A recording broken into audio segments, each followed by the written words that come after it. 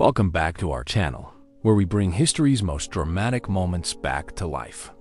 Today, we're exploring one of the most terrifying periods in Roman history, a time when the greatest empire the ancient world would ever know stood on the brink of total annihilation.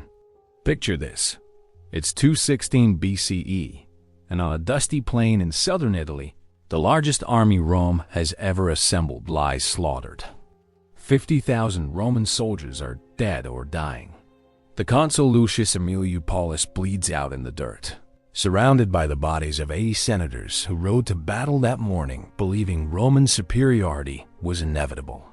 The other consul, Gaius Terentius Varro, flees the field in disgrace. And standing amid this apocalyptic carnage, surveying his masterpiece of military destruction, is a one-eyed Carthaginian general who has just accomplished the impossible. His name is Hannibal Barca, and he has brought Rome to its knees. How did one man, an outsider, an African, leading an army of mercenaries and war elephants, nearly erase the Roman Republic from existence? How did he cross the supposedly impassable Alps, survive in hostile Italy for 15 years without reinforcements, and win battle after impossible battle against superior numbers? And why, despite his genius, did he ultimately fail to deliver the final blow? This is the story of the Second Punic War, a 17-year death struggle between two civilizations, a tale of military genius and stubborn resilience, of loyalty and betrayal, of one man's oath of vengeance that would reshape the ancient Mediterranean forever. This is the story of how Hannibal Barca nearly destroyed Rome. Chapter 1. The Oath of Blood. The story begins not in Italy, but across the Mediterranean, in the magnificent city of Carthage, where a 9-year-old boy stands before an altar dedicated to Baal Hammon, the chief deity of his people. The year is 237 BCE, and young Hannibal Barca watches as his father, Hamilcar, one of Carthage's greatest generals, prepares to sacrifice a ram. But Hamilcar has brought his son here for more than religious duty. He has brought him to swear an oath that will echo through the centuries. Hamilcar Barca is a man consumed by rage and humiliation. Just 4 years earlier, Carthage, the great maritime empire that controls trade across the western Mediterranean, suffered a crushing defeat at the hands of Rome in the First Punic War. For 23 years, these two superpowers battled for control of Sicily, and when the dust settled, Rome emerged victorious. Carthage was forced to pay massive war reparations, surrender Sicily, and later Sardinia and Corsica as well. For a proud people who considered themselves the natural rulers of the Mediterranean, this defeat is unbearable. Hamilcar never forgave Rome for this humiliation, and he never forgave his own government for suing for peace. He believes Carthage lost, not because Rome was stronger, but because Carthage's merchant oligarchs lacked the will to continue fighting. Now, as he prepares to lead an expedition to Spain to rebuild Carthage's power and wealth, he makes his young son place his hand upon the sacrificial animal. "Do you swear eternal hatred of Rome?" Hamilcar asks his boy. "Do you swear that you will never be a friend to Rome, that you will use fire and steel to pursue Rome's destruction whenever fortune permits?" Young Hannibal, barely tall enough to reach the altar, looks into his father's eyes and swears the oath. In this moment, the fate of the Roman Republic is sealed, though no one yet knows it. The boy who makes this blood promise will grow into the most dangerous enemy Rome will ever face, a military genius whose name will become synonymous with terror, whose tactical innovations will be studied for millennia, whose 15-year campaign in Italy will bring the Roman state within a hair's breadth of total collapse. But who are these two civilizations locked in this death struggle? Understanding their conflict requires understanding their fundamental differences. Rome is a land power built on the conquest of the Italian peninsula through military might and the absorption of defeated peoples into its system of alliances. Its strength lies in its inexhaustible manpower, its disciplined legions, and its absolute refusal to admit defeat. Rome doesn't just defeat enemies, it grinds them into dust through sheer persistence. Carthage, by contrast, is a maritime empire, a Phoenician colony founded centuries earlier that has grown into the Mediterranean's greatest trading power. Its wealth comes from commerce, its military from hired mercenaries, and its political system is dominated by merchant families more concerned with profit than military glory. Where Rome worships Mars, the god of war, Carthage worships profit margins and trading monopolies. For nearly a century, these two powers have circled each other warily, each controlling its own sphere of influence. But the Mediterranean isn't big enough for both of them, and Sicily, the crossroads between their worlds, becomes the flashpoint for their first great conflict. The First Punic War ends in Roman victory, but it settles nothing. Both sides know the peace is temporary, that the fundamental question, who will dominate the Western Mediterranean, remains unanswered. After swearing his oath, young Hannibal accompanies his father to Spain, where Hamilcar sets about building a new empire for Carthage. Spain is rich in silver, gold, and manpower, and Hamilcar conquers tribe after tribe, establishing a power base independent of Carthage's often unreliable government. He envisioned Spain as the staging ground for future revenge against Rome, a place where Carthage can rebuild its military strength far from Roman interference. But Hamilcar doesn't live to see his plans fulfilled. In 228 BCE, he dies in battle against a Spanish tribe, and command passes to his son-in-law, Hasdrubal the Fair. Hasdrubal continues Hamilcar's work, founding the city of New Carthage, modern Cartagena, and negotiating a treaty with Rome.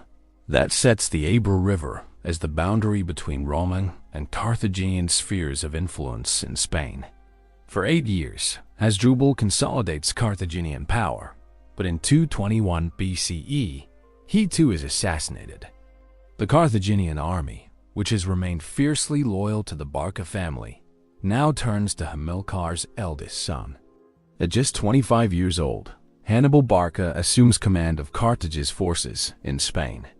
The boy who swore to destroy Rome is now a man, and he has an army at his back. The young general immediately demonstrates the qualities that will make him legendary. He is charismatic, brave to the point of recklessness, and possessed of a strategic mind that operates on a level his contemporaries struggle to comprehend. He sleeps on the ground with his soldiers, shares their hardships, and leads from the front in battle. His troops, a polyglot mix of Spanish tribesmen, North African cavalry, and battle-hardened veterans, worship him with a devotion that will never waver, even through years of hardship and privation. But Hannibal is more than a soldier. He is a grand strategist who understands that defeating Rome requires more than winning battles. It requires breaking the Roman system of alliances, turning Rome's Italian subjects against it, and isolating the Roman heartland. He has spent his entire life preparing for this moment, studying Roman military tactics, learning to speak Latin, and analyzing Rome's strengths and weaknesses. Where his father merely hated Rome, Hannibal understands it, and understanding your enemy is the first step toward destroying them. Chapter 2. The Road to War. In 219 BCE, Hannibal makes his move. The city of Saguntum, located south of the Ebro River but allied with Rome, becomes his target. The attack on Saguntum is deliberate provocation. Hannibal wants war with Rome, but he wants Rome to be seen as the aggressor. By attacking a Roman ally, he forces Rome to either abandon its friends or declare war. He knows the Romans will never back down from a challenge to their prestige. The siege of Saguntum lasts 8 months. The city's defenders fight with desperate courage. Knowing no relief is coming, the Roman Senate debates whether to intervene but ultimately decides that Saguntum, located in Carthage's sphere of influence, isn't worth a war. This calculation proves catastrophically wrong.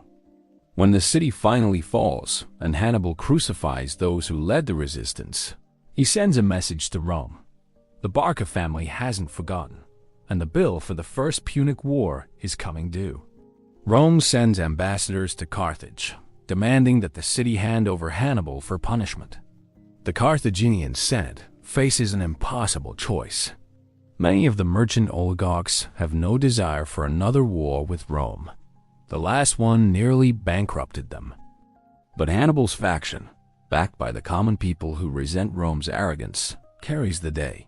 When the Roman ambassador makes his demands, a Carthaginian senator named Hanno stands alone in calling for Hannibal's surrender, warning that one man's ambition will bring destruction upon them all. He is shouted down.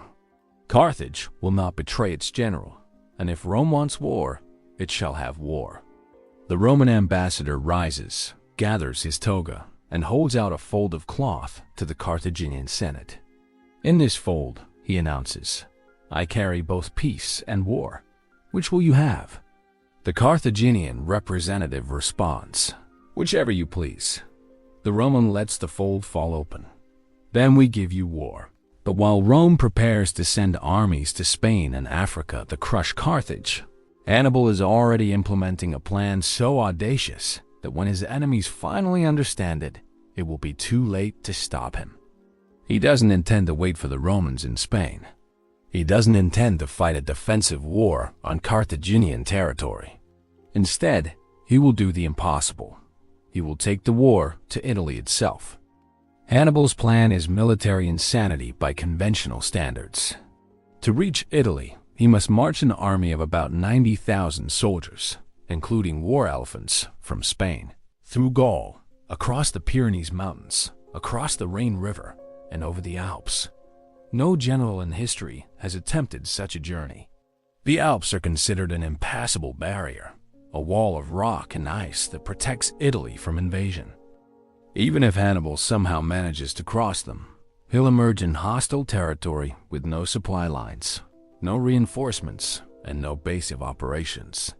He'll be dependent on living off the land and whatever allies he can recruit among Rome's Italian subjects.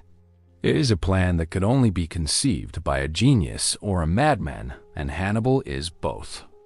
He understands that Rome's great strength is its system of alliances that binds the Italian peninsula together. Roman citizenship is extended to some allies, while others are bound by treaties that require them to supply troops and resources in exchange for Roman protection. This system gives Rome access to seemingly inexhaustible manpower, even after suffering terrible defeats. Rome can simply raise new legions from its allied cities. Hannibal's strategy targets this weakness. He believes that Rome's Italian allies are held together by fear rather than loyalty, that they resent Roman domination and will abandon Rome if given the chance.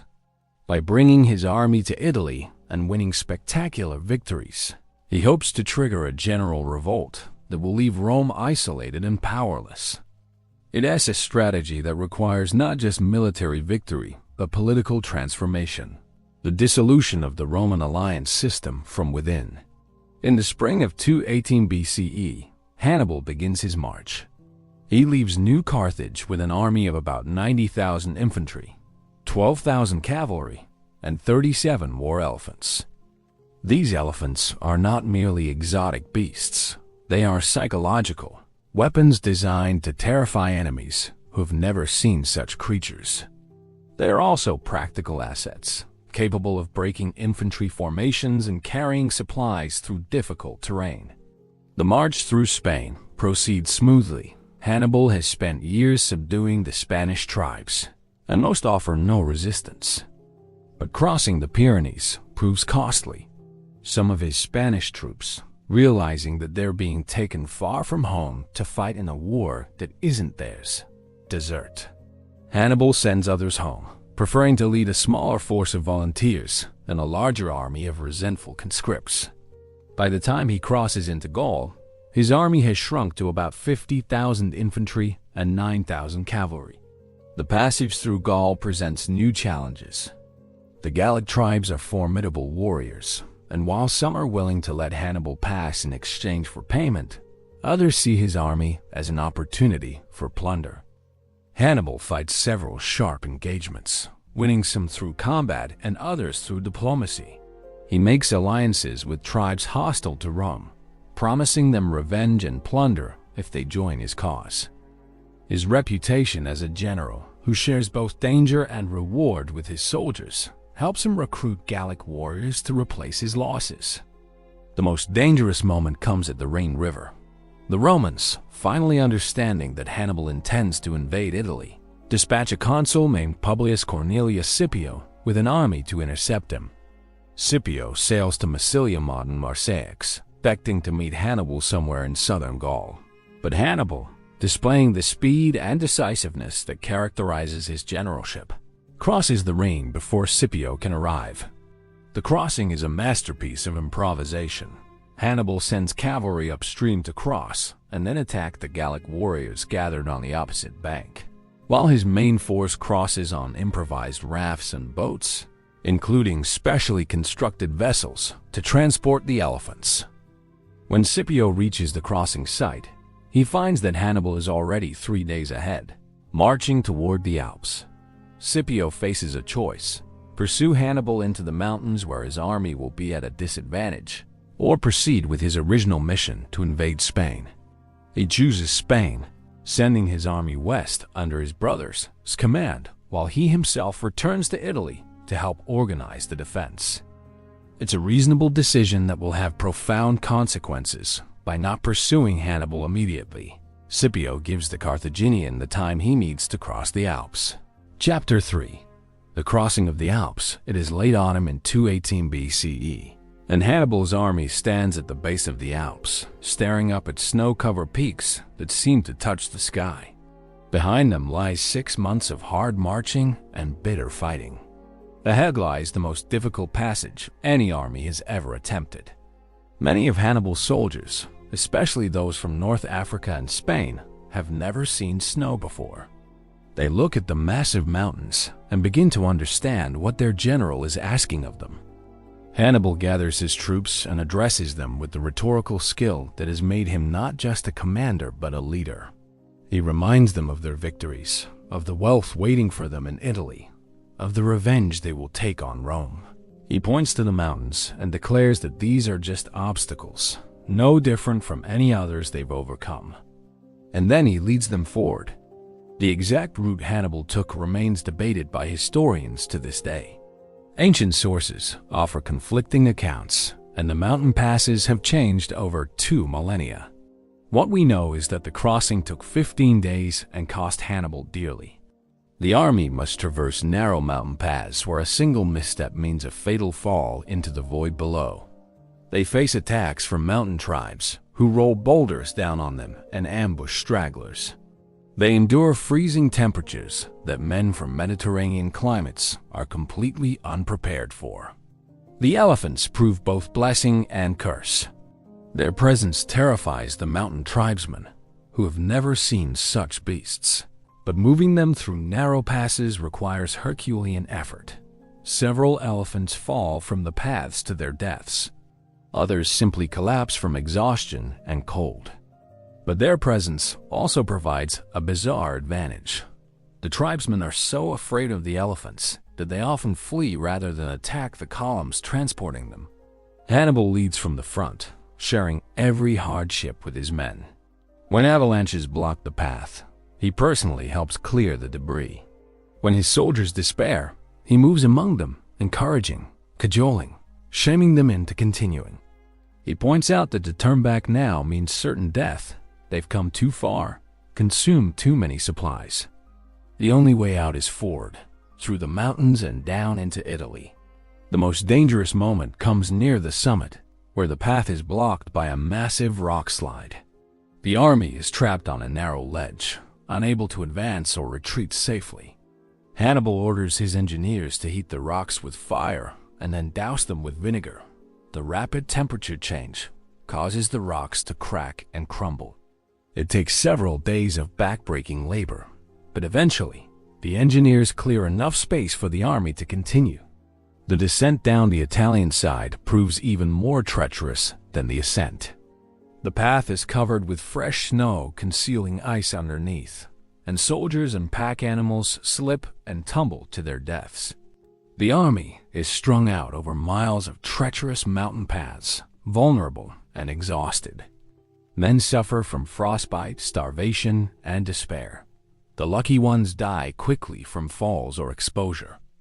The unlucky ones survive only to watch their extremities turn black and fall off.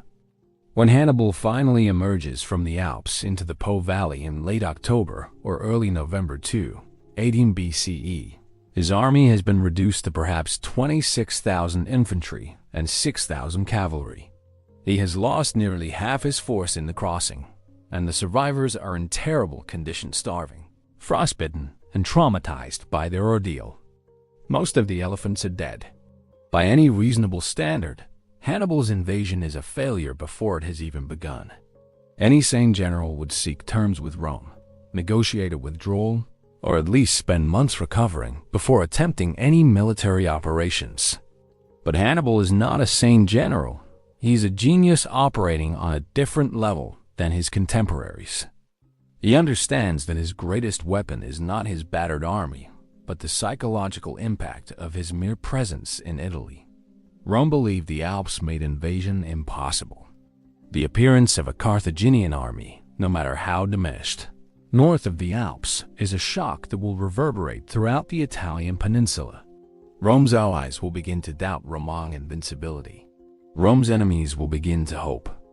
Hannibal quickly makes an alliance with the Gallic tribes of northern Italy, who have been fighting a bitter war against Roman expansion for decades. These Gauls see Hannibal as a liberator, and they flock to his banner. He uses his reduced but veteran force as a core around which to build a new army, recruiting Gallic warriors who bring local knowledge, fresh strength, and burning hatred of Rome. Within weeks, his army numbers 40,000 men again. The Romans, meanwhile, are in turmoil. The consul Publius Cornelius Scipio, the same man who failed to intercept Hannibal at the rain races north to confront the invaders. He brings 2 legions, Rome's standard field army, supplemented by Italian allied troops. On paper, his force is equal to Hannibal's. In reality, he's bringing soldiers fresh from training to face veterans who have survived hell itself. The 2 armies meet in November 218 BCE near the Ticinus River. It's a cavalry engagement rather than a full battle, but its outcome sets the tone for everything that follows. Hannibal's cavalry, composed of superb Numidian light horsemen and Spanish heavy cavalry, tears through the Roman horsemen like wolves through sheep. The consul Scipio himself is wounded and nearly killed. He is only saved when his 17-year-old son, also named Publius Cornelius Scipio, rides to his rescue. The Romans retreat in disorder, and the Gauls who were serving in Scipio's army defect en masse to Hannibal. The Battle of Ticinus is barely a skirmish by the standards of what's coming, but it reveals a terrible truth that the Romans will take years to accept. Hannibal is not just a good general. He is the best general alive, and Rome's standard military tactics are useless against him. The Romans fight in a straightforward manner-dense infantry formation supported by cavalry on the flanks, relying on discipline and superior numbers to grind down their enemies. This approach has worked well for decades against Gallic tribes and Italian rivals. Against Hannibal, it is a recipe for disaster. Chapter 4. The Trebia and Lake Trasimene a month after Ticinus. In late December 218 BCE, the Romans are ready to try again. Consul Scipio, still recovering from his wounds, has been reinforced by his colleague Tiberius Sempronius Longus, who brings another 2 legions and allied troops. Together, they command about 40,000 men, a force that should easily destroy Hannibal's army of similar size. Sempronius, eager for glory and frustrated by Scipio's more cautious approach, insists on attacking before winter makes campaign impossible. Hannibal, camped on the west bank of the Trebia River, understands Roman psychology perfectly. He knows Sempronius is impatient, that Roman consuls hold office for only 1 year and are desperate to win battles during their term. He knows that Romans view caution as cowardice and that aggressive action is valued above prudent strategy. He uses these insights to lay a trap. On a freezing December morning, Hannibal sends his Numidian cavalry across the Trebia to harass the Roman camp. Sempronius, seeing what he thinks is an opportunity to destroy Hannibal's cavalry, orders his entire army to pursue. The Roman soldiers, roused from their tents without time to eat breakfast, wade across the freezing river in the early morning darkness. They emerge on the other side soaked, cold, and hungry, but Sempronius is confident. He can see Hannibal's army drawn up for battle, and he outnumbers the Carthaginians. What Sempronius cannot see is the force of 2,000 picket infantry and cavalry that Hannibal, as brother Mago, has concealed in a ravine near the battlefield. As the two armies clash, this hidden force emerges and strikes the Roman army from behind. Simultaneously, Hannibal's cavalry, which has been holding back, suddenly charges and sweeps around the Roman flanks. The Roman army, tired, cold, and now attacked from three sides, begins to disintegrate. Most of the Roman force is destroyed, though about 10,000 legionaries fight their way through the Carthaginian center and retreat to Placentia. Sempronius himself escapes, though his military reputation is ruined. The Battle of the Trebia is a tactical masterpiece. Hannibal has used the enemy's eagerness against him, controlled the time and place of battle, and inflicted a crushing defeat while suffering minimal casualties himself. More importantly, the psychological impact is devastating. Rome has lost a second consul's army in as many months. The Gallic tribes of northern Italy, seeing Rome humbled, throw their full support behind Hannibal. Roman allies begin to waver, wondering if they've backed the wrong side. In Rome itself, there is panic. The Senate recalls that only 60 years earlier, Gallic armies sacked Rome. Now a Carthaginian army is loose in northern Italy, and it seems unstoppable. Rome's response reveals both its great weakness and its even greater strength. The weakness is tactical inflexibility.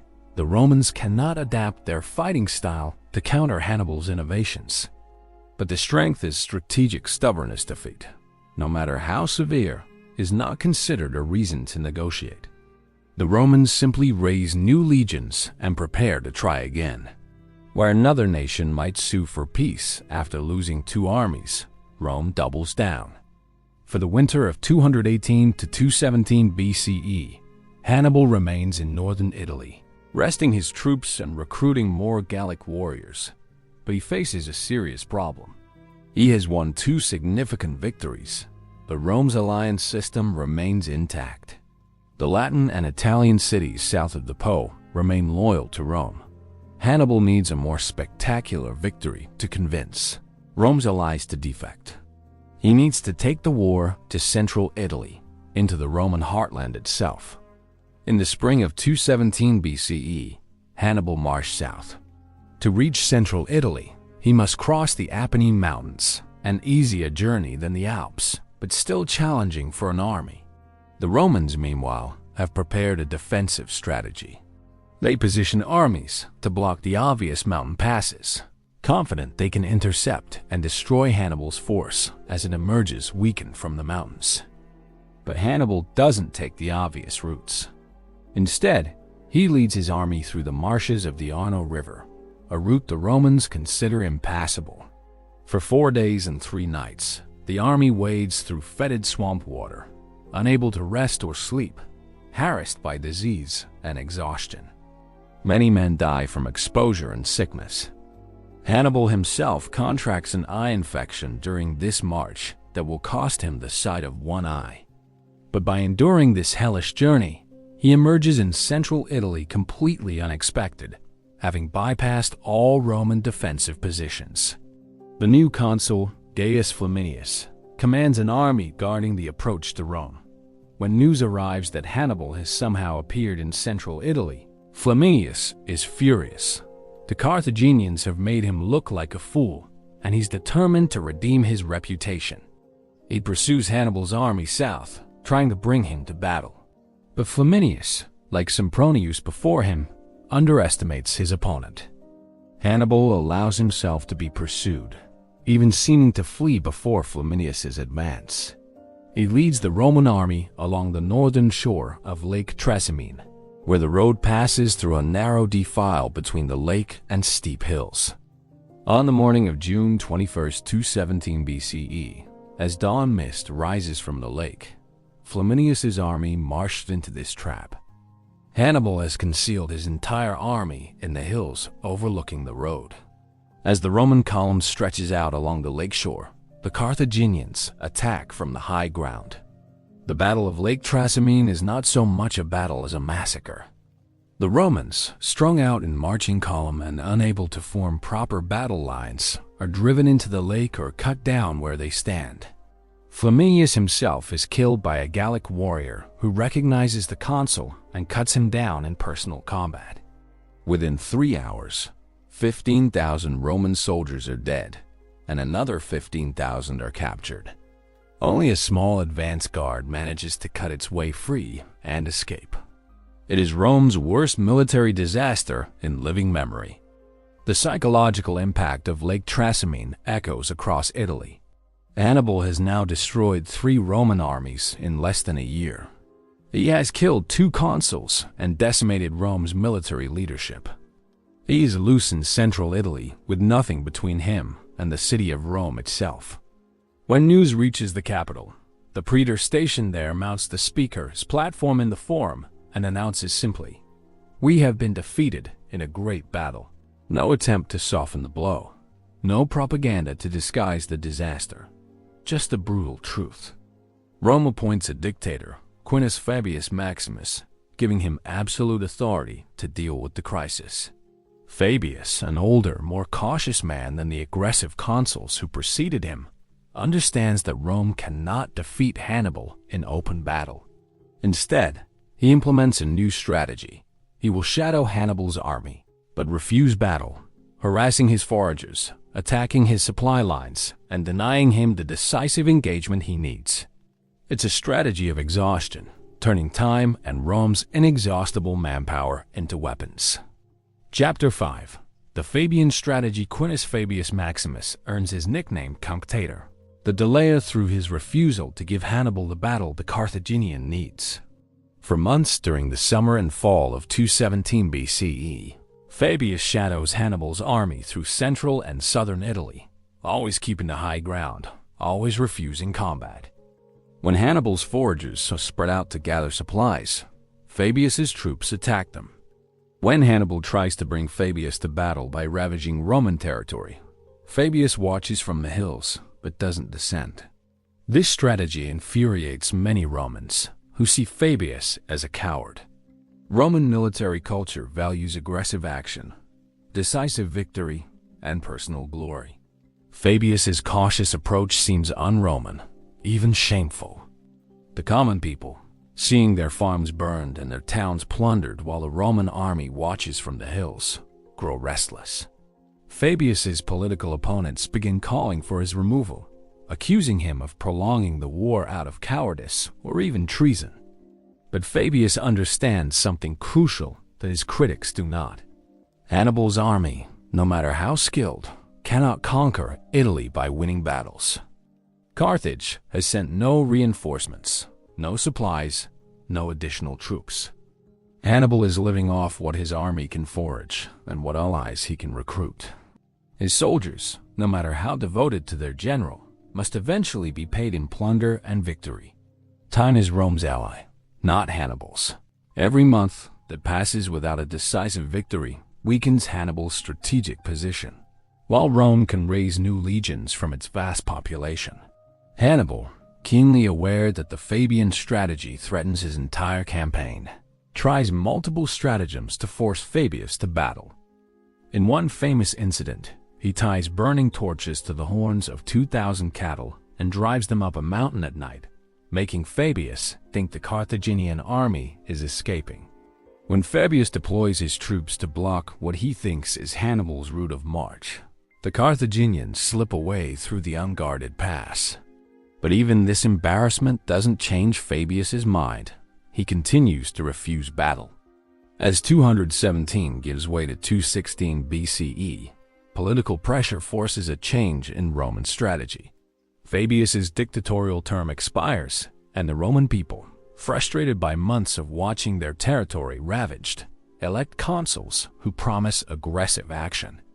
Gaius Terentius Varro and Lucius Aemilius Paulus take office in the spring of 216 BCE, both committed to bringing Hannibal to battle and destroying him. The Senate, in an unprecedented move, authorizes the largest army Rome has ever assembled, 8 legions plus an equal number of allied troops, totaling around 86,000 men. This massive force marched south to confront Hannibal, who has spent the winter near the town of Cannae in southeastern Italy. Hannibal, whose army now numbers around 50,000 men, could theoretically retreat before this overwhelming force. Instead, he does the opposite. He seizes the Roman supply depot at Cannae and waits for the Romans to come to him. He has laid a trap larger and more elaborate than any he's constructed before, and he's betting everything that the Romans will walk into it. The two Roman consuls disagree fundamentally about strategy. Aemilius Paulus, remembering his father's warnings about Hannibal's tactical genius, urges caution. He wants to wear Hannibal down through attrition, cut his supply lines, and avoid the pitched battle where the Carthaginian superior cavalry could prove decisive. Varro, by contrast, is contemptuous of Hannibal and confident that Rome's overwhelming numbers will ensure victory. According to Roman practice, the two consuls alternate command daily. This bizarre system, designed to prevent any single individual from accumulating too much power, ensures that the army lacks coherent strategic direction. On August 2nd, 216 BCE, it is Varro's day to command, and he orders the army to deploy for battle. The Romans form up on the plain near the Ophidius River, their massive infantry phalanx deployed in the center, cavalry on both flanks. The formation is deeper and more densely packed than usual, with so many soldiers. They've made the lines thicker, reasoning that sheer weight of numbers will simply crush through any opposition. From a Roman perspective, the coming battle looks like a certain victory. They outnumber Hannibal's force nearly 2-1 and occupy a strong position. But Hannibal sees something different.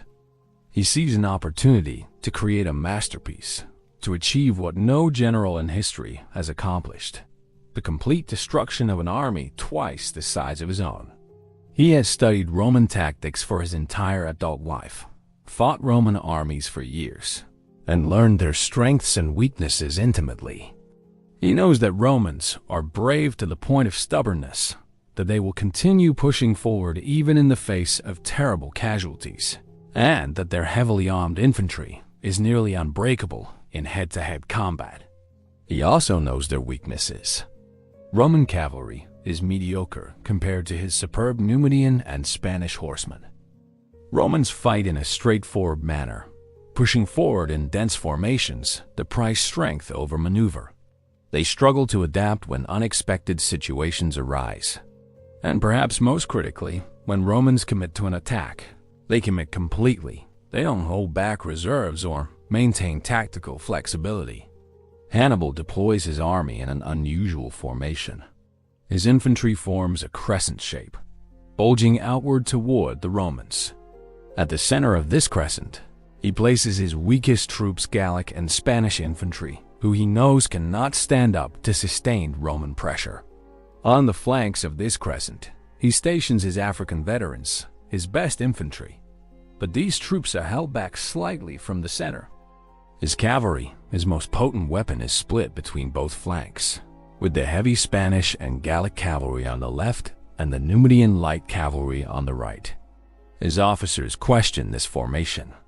Why put the weakest troops where the Romans will hit hardest? Why form a bulge that invites the enemy to attack?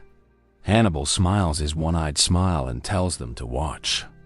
He's about to teach the Romans a lesson in military science that will be studied for the next 2,000 years.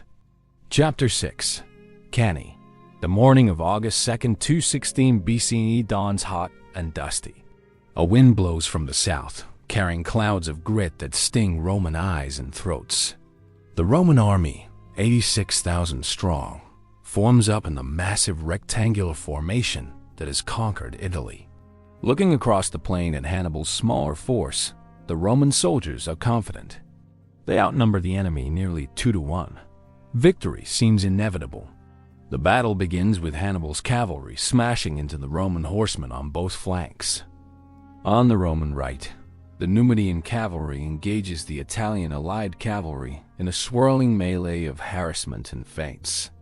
But on the Roman left, where Varro has positioned Rome's citizen cavalry, disaster strikes immediately. Hannibal's Spanish and Gallic heavy cavalry, led by Hasdrubal, crashes into the Roman horsemen with devastating force. The Romans, outclassed and outnumbered in this sector, fight bravely but are quickly overwhelmed. The Roman cavalry breaks and flees, leaving the infantry's left flank completely exposed. But the Roman infantry, 80,000 strong, doesn't waver.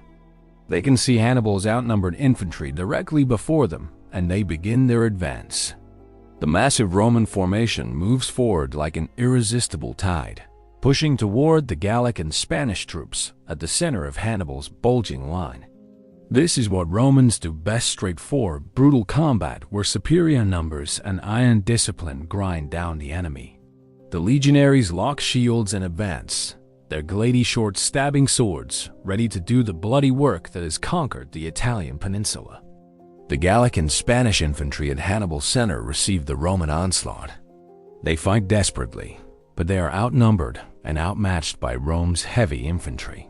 Exactly as Hannibal planned, they begin to give ground. The bulging center of the Carthaginian line starts to flatten, then actually begins to curve inward as the Roman pressure becomes overwhelming.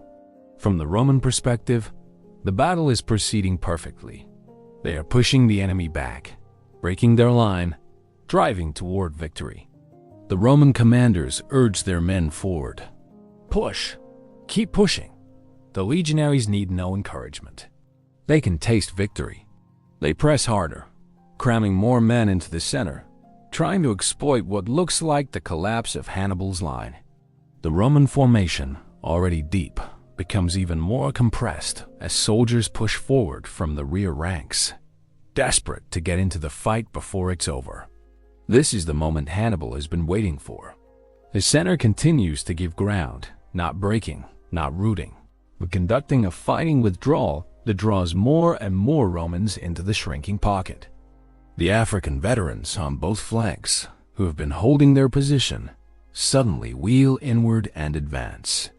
These are Hannibal's best troops, equipped with captured Roman armor and weapons from previous victories. They know exactly what to do. The Romans suddenly find themselves attacked from both sides as well as the front. The compressed Roman formation, which seemed like a strength moments ago, becomes a death trap. Men in the center can barely move their weapons.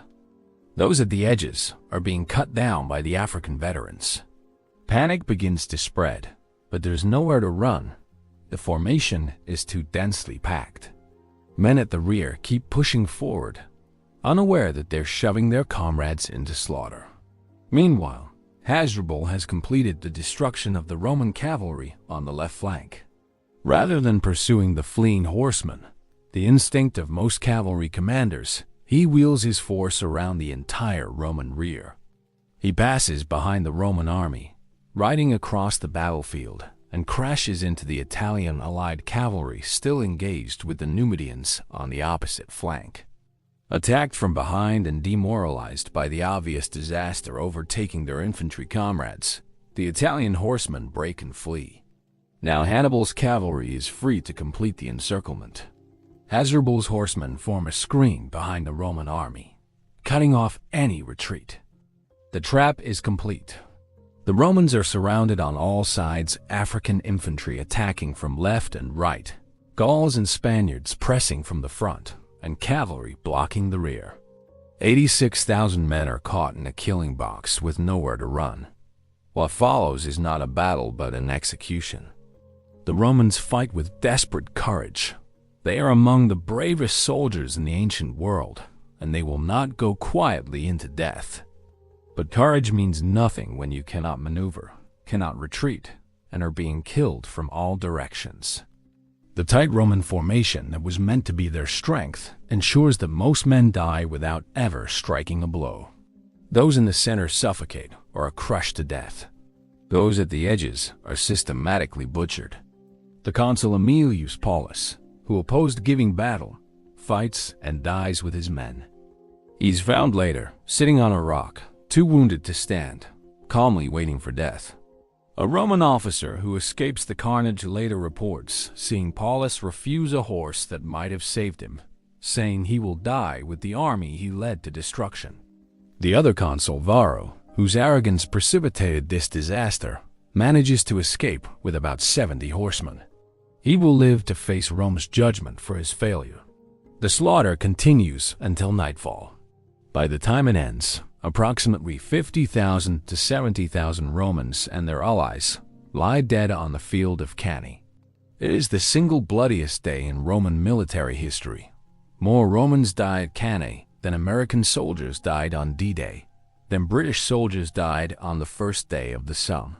In one afternoon, Hannibal has killed or captured a significant percentage of Rome's military-age male population. Among the dead are 80 senators, 2 quaestors, 29 of 48 military tribunes, and both consuls or consuls-elect. Rome's military and political elite has been decapitated. Hannibal's casualties number around 6,000, mostly from his Gallic infantry, who bore the brunt of the Roman assault. The exchange ratio is staggering. For every Carthaginian soldier lost, 10 to 12 Romans have died. In purely military terms, Cannae is perfection. Hannibal has achieved what military theorists call double envelopment, surrounding and destroying an enemy force. The battle will be studied in military academies for millennia. Generals from Frederick the Great to Norman Schwarzkopf will analyze Hannibal's tactics, trying to replicate his success. The German general staff in both world wars will plan operations based on achieving another Cannae. But beyond the military mechanics, Cannae represents something more profound, the complete triumph of tactical genius over numerical superiority, of innovation over tradition, of one man's will over an empire's might. Hannibal has proven that battles are won not by who has more soldiers, but by who uses them better. He has demonstrated that Rome, for all its power and pride, is not invincible. News of the catastrophe reaches Rome over the following days as survivors trickle home. The city's reaction reveals everything about Roman character. There is grief. Nearly every family in Rome has lost someone at Cannae. There is fear. Hannibal could march on the city itself, and there's virtually nothing to stop him. But there is no talk of surrender. Not one voice in the Senate suggests making peace. Instead, Rome begins preparing for continued resistance. The Senate passes emergency measures. All men over 16 are liable for military service, with no exemptions. Slaves are offered freedom in exchange for military service, an extraordinary measure for a society built on slavery. Women donate their jewelry to the war effort. 2 Vestal virgins, who allegedly broke their vows of chastity, are buried alive to appease the gods. Human sacrifice, normally abhorrent to Romans, is employed to ensure divine favor. The message is clear. Rome will do whatever it takes to survive. Hannibal's officers urge him to march on Rome immediately. His cavalry commander, Maharbal, famously tells him, "You know how to win a victory, Hannibal, but you do not know how to use one." According to legend, Hannibal's delay at this moment costs him ultimate victory.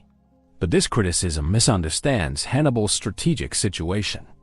His army, though victorious, is exhausted and has suffered significant casualties. Rome's walls are strong, and siegecraft is not Hannibal's strength. Most importantly, Hannibal's strategy has never been to capture Rome.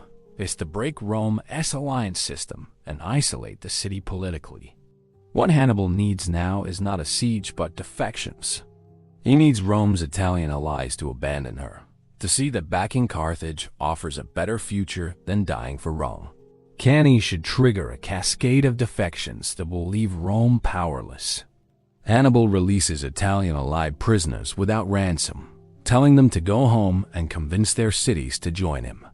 He treats captured Romans harshly, but offers generous terms to any Italian city that defects. Everything depends on whether his great gamble, that Rome's alliance system is fragile, proves correct. Chapter 7. The domino effect. In the months following Cannae, it appears that Hannibal's strategy is working. Several significant Italian cities defect to his cause, most notably Capua, the second largest city in Italy. Capua's defection is a massive propaganda victory.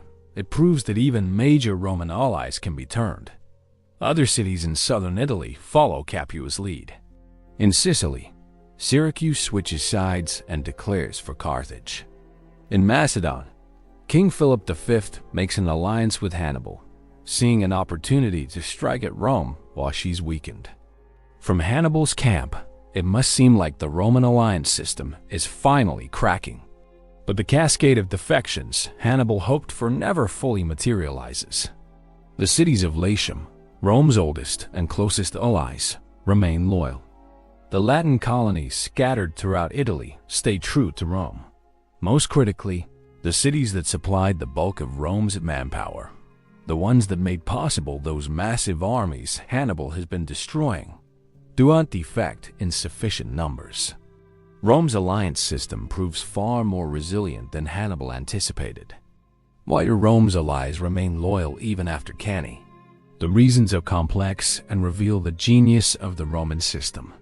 Many Italian cities are bound to Rome not just by treaties, but by intermarriage, commercial ties, and generations of shared interests. Roman colonies throughout Italy have populations with direct Roman citizenship who will never abandon the mother city. Rome has given some allies limited citizenship rights and the promise of full citizenship, creating a pathway to inclusion that Hannibal cannot match. Moreover, Rome's Italian allies understand that if Rome falls, they won't be free. They'll just have a different master. Carthage is not offering to create an alliance of equals. It's offering to replace Roman domination with Carthaginian domination. For many Italians, this is no improvement. At least Rome is a known quantity, with established rules and relationships. Carthage is an unknown power from across the sea, led by a general whose promises of freedom ring hollow when he is paying his troops with plunder taken from Italian soil. The Roman response to Cannae also plays a crucial role in maintaining allied loyalty. The Senate makes a calculated decision to treat the disaster as a temporary setback rather than a catastrophe. They refuse to ransom Roman prisoners, declaring that soldiers who allowed themselves to be captured have forfeited their citizenship. This seems harsh, but it sends a powerful message. Rome does not negotiate, does not compromise, does not give up. The Senate also honors its obligations to allied cities, continuing to provide protection to those who remain loyal even when Rome can barely defend itself. Rome implements what amounts to a total war footing. New legions are raised continuously, despite the horrific casualties already suffered. Boys as young as 15 are drafted. Criminals and debtors are offered pardons in exchange for military service. The 2 legions that survived Cannae branded as cowards because they retreated are exiled to Sicily and forbidden to winter in towns or build proper fortifications. They will serve under these disgraceful conditions for years, denied the chance to redeem themselves until Rome decides their punishment is complete. The financial strain is enormous. Rome's treasury is exhausted by the cost of continuously raising new armies. Wealthy citizens are pressured to outfit soldiers at their own expense. The tribute Rome normally collects from allies is often forgiven to maintain loyalty. Yet somehow, Rome keeps functioning. The Roman system proves remarkably resilient. Even after losing perhaps 1/4 of its adult male citizens, the Republic continues to operate, continues to exist. Hannibal, meanwhile, faces growing problems. His army must be fed, and feeding a force of 30,000 to 40,000 men in hostile territory is an enormous logistical challenge. The longer he stays in one area, the more completely he exhausts local resources, forcing him to keep moving. This constant movement prevents him from establishing a secure base of operations or proper supply lines. Carthage sends minimal support.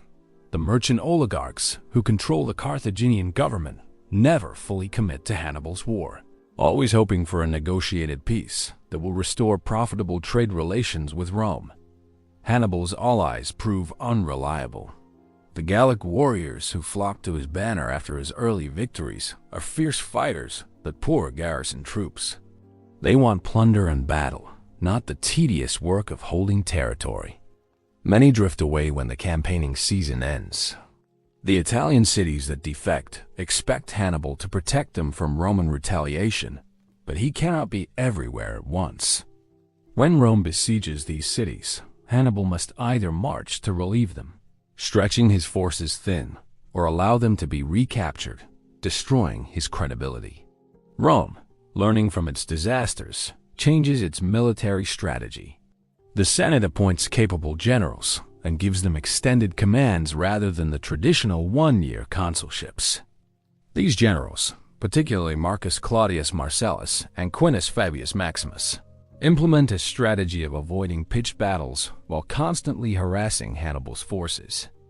They attack his supply lines, ambush his foragers, and besiege cities that have defected to him. Most importantly, they begin to recognize and counter Hannibal's tactical innovations. In 215 BCE, Hannibal wins another victory at the Second Battle of Herdania, killing the Roman commander and destroying another army. But this victory, like his others since Cannae, doesn't break Roman resistance. Rome simply raises another army. The pattern becomes clear. Hannibal can win battles, but he cannot win the war. Each victory costs him troops he cannot replace, while Rome's seemingly inexhaustible manpower allows it to absorb defeat after defeat and continue fighting. The siege of Capua becomes a turning point. Rome besieges the city in 212 BCE, determined to punish it for betraying the Roman alliance. Hannibal marched to relieve Capua, but finds the Roman siege lines too strong to assault directly. In a desperate gambit, he marched toward Rome itself, hoping to draw the besieging armies away to defend the capital. It's a bold move. Hannibal's army appears before the walls of Rome for the first time, close enough that he can see the city's fortifications, but the Romans don't take the bait. The armies besieging Capua remain in place, confident that Rome's walls will hold long enough for them to reduce Capua first. Hannibal camps outside Rome for a few days, perhaps wondering what might have been if he had marched here immediately after Cannae. Then he withdraws, and Capua, seeing that Hannibal cannot protect it, surrenders to Rome. The Romans execute the city's leaders and sell thousands of Capuans into slavery. The message to other potential defectors is clear. Betraying Rome carries a terrible price. In 211 BCE, Syracuse falls to Roman forces after a 2-year siege. The brilliant mathematician Archimedes, who defended the city with ingenious war machines, is killed by a Roman soldier despite orders to spare him. With Syracuse's fall, Rome reconquers Sicily. That same year, Hannibal's brother Hasdrubal is defeated in Spain, and the slow Roman reconquest of Carthaginian Spain begins. By 210 BCE, the war has reached a stalemate. Hannibal controls parts of southern Italy, but has failed to break Rome's alliance system. Rome controls most of Italy and is gradually reconquering Spain. Neither side can deliver a knockout blow. Hannibal's army remains formidable. Any Roman general who gives him a pitched battle still risks disaster. But increasingly, Roman generals refuse to give him that battle. They shadow his army, attack his allies, and slowly strangle his campaign through attrition. Hannibal's situation grows increasingly desperate. His troops are aging. The core of his army still consists of veterans who crossed the Alps with him, now campaigning in their 10th, 11th, 12th year of continuous warfare in Italy. They are perhaps the most experienced soldiers in the world, but they are tired, and their numbers slowly dwindle. Reinforcements from Carthage are negligible. Hannibal sends messages to his government pleading for more troops, more money, more support. But the Carthaginian Senate, dominated by the Barca family's political enemies, sends minimal aid. The younger Publius Cornelius Scipio, the same man who saved his father at Ticinus, emerges as Rome's capable general. Given command in Spain at the unprecedentedly young age of 25, Scipio proves to be a military innovator in his own right. He studies Hannibal's tactics, learns from them, and develops counters. In 209 BCE, he captures New Carthage, Hannibal's main base in Spain, in a daring assault. Over the following years, he systematically defeats Carthaginian forces in Spain, driving them from the peninsula. Scipio doesn't just defeat Carthage militarily in Spain, he wins over Carthage's Spanish allies, offering them the same generous terms and respect that Hannibal once did. He is creating a Spanish power base that will eventually allow him to invade Africa itself. But that day is still years away. For now, Hannibal remains in Italy, still dangerous, still brilliant, but increasingly isolated and without strategic options. Chapter 8. The Long Stalemate. The years from 210 to 207 BCE blur together in a repetitive pattern of inconclusive skirmishes and maneuvers. Hannibal moves through southern Italy like a caged lion, still deadly but increasingly constrained. Roman armies shadow him, multiple consular forces coordinating to contain him without risking the pitched battles where his genius can shine. It's a war of attrition now, and attrition favors Rome. Hannibal's army, though still formidable, faces problems that no amount of tactical brilliance can solve. His soldiers are unpaid for years. He keeps them loyal through personal charisma and promises of future plunder. But even the most devoted troops have limits. His Italian allies grow disillusioned as they realize Hannibal cannot protect them from Roman revenge. The Gallic warriors who once flocked to his banner have mostly drifted home, finding this war far less profitable than they hoped. The Carthaginian government's failure to support Hannibal adequately becomes criminal. While Hannibal fights for Carthage's survival in Italy, the merchant oligarchs in Carthage debate whether continuing the war serves their economic interests. They send minimal reinforcements, minimal funds, minimal supplies. This isn't mere incompetence. Many in the Carthaginian Senate actively hope Hannibal fails. The Barca family's political enemies fear that if Hannibal wins this war, he'll return to Carthage powerful enough to overthrow the existing government. Better to let him bleed slowly in Italy than allow him to become a domestic threat. But in 208 BCE, a glimmer of hope appears for Hannibal. His brother Hasdrubal, after finally being pushed out of Spain by Scipio, manages to escape with his army. Following the route Hannibal took 12 years earlier, Hasdrubal crosses the Alps more easily than Hannibal did, because he brings fewer troops and faces less resistance, and emerges in northern Italy with a fresh army of about 30,000 men. If Hasdrubal can link up with Hannibal, combining their forces into an army of 60 to 70,000, they might finally have the strength to overwhelm Rome's defenses. The Romans understand the danger. They cannot allow the two Barcid brothers to unite. Consul Gaius Claudius Nero is shadowing Hannibal in southern Italy, while Consul Marcus Livius Salinator blocks Hasdrubal's advance in the north. The two Roman armies are separated by hundreds of miles, exactly the situation Hannibal has been hoping for. An opportunity to defeat Roman forces in detail before they can concentrate. Hasdrubal sends messengers to Hannibal, proposing a meeting place where they can join forces. But the messengers are intercepted by Roman patrols. Consul Nero, reading Hasdrubal's letter, makes a decision that will alter the course of the war. He leaves a holding force to keep. Hannibal occupied and personally leads 7,000 picket troops on a forced march northward to reinforce Salinator. It's a huge gamble. If Hannibal realizes Nero has left and attacks the weakened Roman force, the southern theater will collapse. But Nero is betting that he can reach the north, help destroy Hasdrubal, and return before Hannibal notices his absence. The Battle of the Meteorus River in 207 BCE determines whether Hannibal's 13-year campaign will end in triumph or slow strangulation. Hasdrubal, unaware that Nero has reinforced Salinator, finds himself facing a much larger Roman army than expected. He tries to withdraw, but the Romans catch him.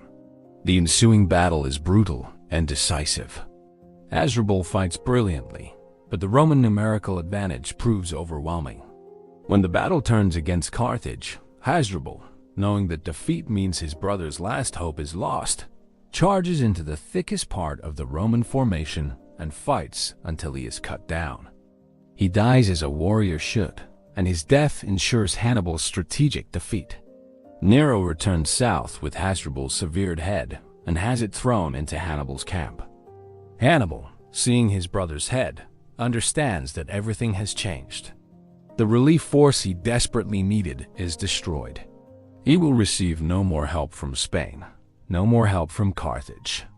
He is alone in hostile territory with an aging army, facing enemies who now outnumber him everywhere. For the first time since entering Italy, Hannibal has no clear path to victory. The Battle of the Metaurus doesn't destroy Hannibal's army or even force him to leave Italy, but it destroys his strategy. Without reinforcements, without support from Carthage, without the possibility of defeating Rome through battlefield victories, Hannibal can only continue the stalemate and hope something changes. He retreats to the toe of Italy, to the region of Bruttium, where his remaining Italian allies can support him. There he waits, maintaining his army in being, hoping for a miracle that never comes. Meanwhile, Scipio has completed the conquest of Spain and returns to Rome as a hero. The Senate debates what to do next. Scipio proposes an audacious plan: invade Africa itself, threaten Carthage directly, and force the Carthaginian government to recall Hannibal from Italy. It is Hannibal his own strategy in reverse take the war to the enemy's homeland and force them to fight on ground they were prepared to defend. Many senators oppose the plan, arguing that Rome should focus on finally destroying Hannibal in Italy. But Scipio's reputation and political skill carry the day. He is given permission to invade Africa, though the Senate refuses to give him the veteran legions he requests. Instead, he must rely on the 2 disgraced legions from Cannae, still serving their punishment in Sicily, and volunteers. Scipio's genius lies not just in his military skill, but in his strategic vision. He understands that the war cannot be won in Italy. Hannibal can be contained there indefinitely, but as long as he remains undefeated, as long as his army exists, Rome cannot claim victory. To truly defeat Carthage, Rome must threaten what Carthage values most, the city itself and its commercial empire.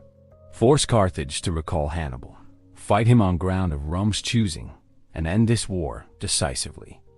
In 204 BCE, Scipio lands in Africa with about 30,000 men. The Carthaginian government, which has spent years neglecting Hannibal, suddenly faces an existential threat. A Roman army is ravaging the fertile plains that feed Carthage. Roman naval power, built up over years of war, threatens Carthage's commercial lifelines. The merchant oligarchs who refuse to properly support Hannibal's Italian campaign now beg him to return home to save them. Hannibal receives the recall order in 203 BCE, after spending 15 years in Italy. He has won every major battle he fought. He has killed more Roman soldiers than any enemy in history. He has survived in hostile territory for a decade and a half with minimal support from his government. And yet, he is being recalled in defeat. He has not conquered Rome. He has not broken the Roman alliance system. He has proven that one man's genius can terrorize an empire, but cannot destroy it. According to the Roman historian Livy, Hannibal weeps as he boards the ships to return to Africa. He's leaving behind soldiers who followed him through hell, Italian allies who trusted his promises, and his own dreams of avenging Carthage's humiliation in the First Punic War. He is 45 years old, and the oath he swore as a child remains unfulfilled. Chapter 9. Zama Hannibal returns to Africa to find Carthage on the brink of collapse. Scipio's army has spent 2 years ravaging the countryside, defeating Carthaginian armies and building alliances with Numidia, Carthage's traditional source of cavalry.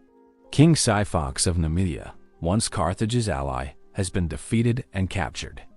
His rival, King Massinissa, has sided with Rome and brought his excellent cavalry to Scipio's army.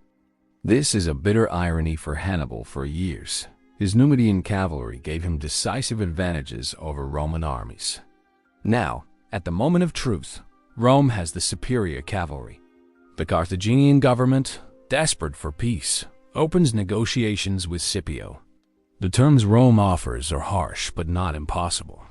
Carthage must surrender all territories outside Africa, hand over all but 10 of its warships, pay a massive indemnity, and acknowledge Roman dominance in the Mediterranean. For a moment, peace seems possible. But hardliners in Carthage, emboldened by Hannibal's return, believe they can still win. A Carthaginian mob attacks Roman supply ships that have run aground, breaking the truce. The moment for negotiated peace passes. Hannibal now faces the task of building an army capable of defeating Scipio. He has his veterans from Italy, men who have survived 15 years of nearly continuous combat, who would follow him into the jaws of death. But there are only 15,000 of them, and they are exhausted. He supplements them with hastily trained Carthaginian citizens and mercenaries, reaching a total force of about 45,000 men. More troubling, his cavalry, traditionally Carthage's strength, is now outnumbered and outclassed by Massinissa's Numidians fighting for Rome. The two greatest generals of their age meet near the town of Zama in 202 BCE. Before the battle, they conduct a face-to-face meeting, the only time these two men, who have shaped the course of history, will speak directly to each other. No reliable account of their conversation survives, but we can imagine what passes between them. Hannibal, the aging warrior whose brilliance nearly destroyed Rome, facing the younger man who studied his tactics and learned from them. Scipio, carrying the weight of Rome's expectations, facing the man who terrorized his homeland, who wounded his father, who nearly ended Roman civilization. They cannot reach a peace agreement. The terms are too far apart, and both men understand that this war can only end on the battlefield. As they return to their respective armies, both know that the coming battle will decide everything. For Hannibal, it's his last chance to achieve something meaningful from 15 years of sacrifice. For Scipio, it's an opportunity to end the Second Punic War decisively and avenge Cannae. The Battle of Zama begins with Hannibal trying one last tactical innovation.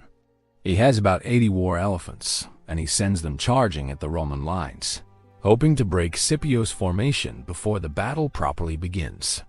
But Scipio has prepared for this. He has left corridors in his formation through which the elephants can pass, and his troops are trained to let the beasts through rather than trying to stop them.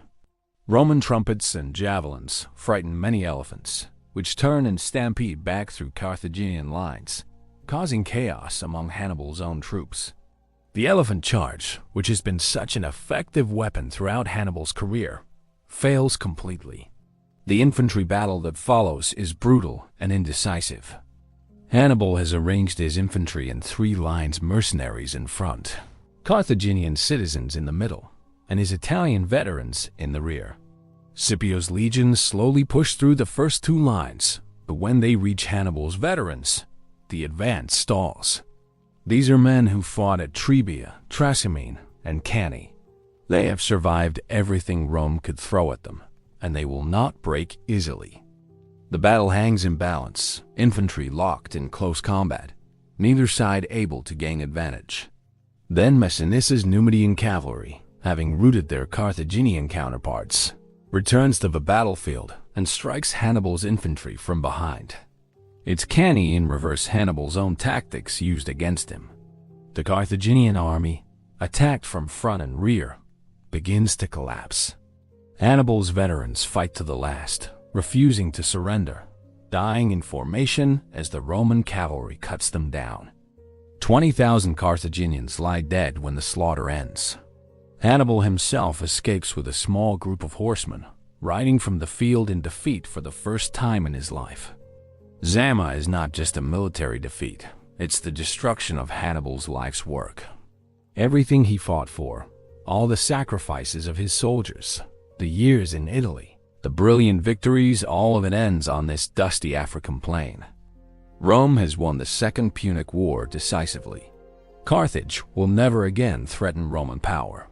The Mediterranean will become a Roman lake, and the empire that Hannibal tried to destroy will endure for another 600 years. The peace terms Rome imposes are crushing. Carthage must pay 10,000 talents over 50 years, an enormous sum designed to prevent Carthage from ever rebuilding military power. Carthage is forbidden from making war without Roman permission, even in self-defense. All territories outside Africa are surrendered. The Carthaginian navy is reduced to 10 ships. Rome's Numidian ally Massinissa receives vast territories that once belonged to Carthage. Carthage, once Rome's equal, becomes a Roman client state, humiliated and broken. Hannibal survives the battle and returns to Carthage, where surprisingly, he is elected as Shofet chief magistrate by the common people who still revere him. He uses his position to reform Carthage's corrupt government, challenging the merchant oligarchs who failed to support his war effort. He rebuilds Carthage's economy, helping the city pay its war indemnity without complete impoverishment. For a few years, Hannibal proves as capable as a civil administrator as he was as a general. But his reforms make enemies among the oligarchs, who denounce him to Rome, claiming he is plotting another war. Rome demands his extradition. Hannibal, now in his late 40s, flees Carthage in 195 BCE. He will never see his homeland again. He spends his remaining years wandering the eastern Mediterranean, serving various kings as a military advisor, always one step ahead of Roman agents sent to capture or assassinate him. He helps King Antiochus III of Syria fight against Rome, but the Romans defeat Antiochus and force him to surrender Hannibal. Hannibal flees to Bithynia in Asia Minor, where King Prusias gives him refuge. But even here, Rome's long arm reaches. When Roman ambassadors arrive in 183 BCE to demand Hannibal's surrender, the old general understands his time has come. He is 64 years old, an exile in a foreign land, surrounded by enemies. Rather than face capture and humiliation, he takes poison. According to tradition, he kept it in a ring for just such an occasion. His last words, according to legend, are a bitter commentary on Rome's fear of him. Let us relieve the Romans of their long anxiety, since they think it too long to wait for an old man's death. Even in death, Hannibal maintains his dignity and his contempt for the enemies who could defeat him, but never break him. He dies on foreign soil, far from Carthage, far from Italy, where he won his greatest victories. The oath he swore as a 9-year-old boy remains unfulfilled, but no one can say he didn't try. Chapter 10. Why Hannibal failed. With the benefit of hindsight, we can analyze why Hannibal's brilliant campaign ultimately failed. This is not merely an academic exercise. Understanding Hannibal's failure reveals fundamental truths about war, strategy, and the nature of empires. It also helps us appreciate why his 15-year campaign remains one of the most remarkable military achievements in history, despite ending in defeat. The first and most obvious reason for Hannibal's failure was Carthage's failure to adequately support his campaign. From the moment he entered Italy, Hannibal operated with minimal reinforcements, minimal supplies, and minimal financial support from his home government. The Carthaginian Senate, dominated by merchant oligarchs who prioritized commerce over conquest, never fully committed to Hannibal's war.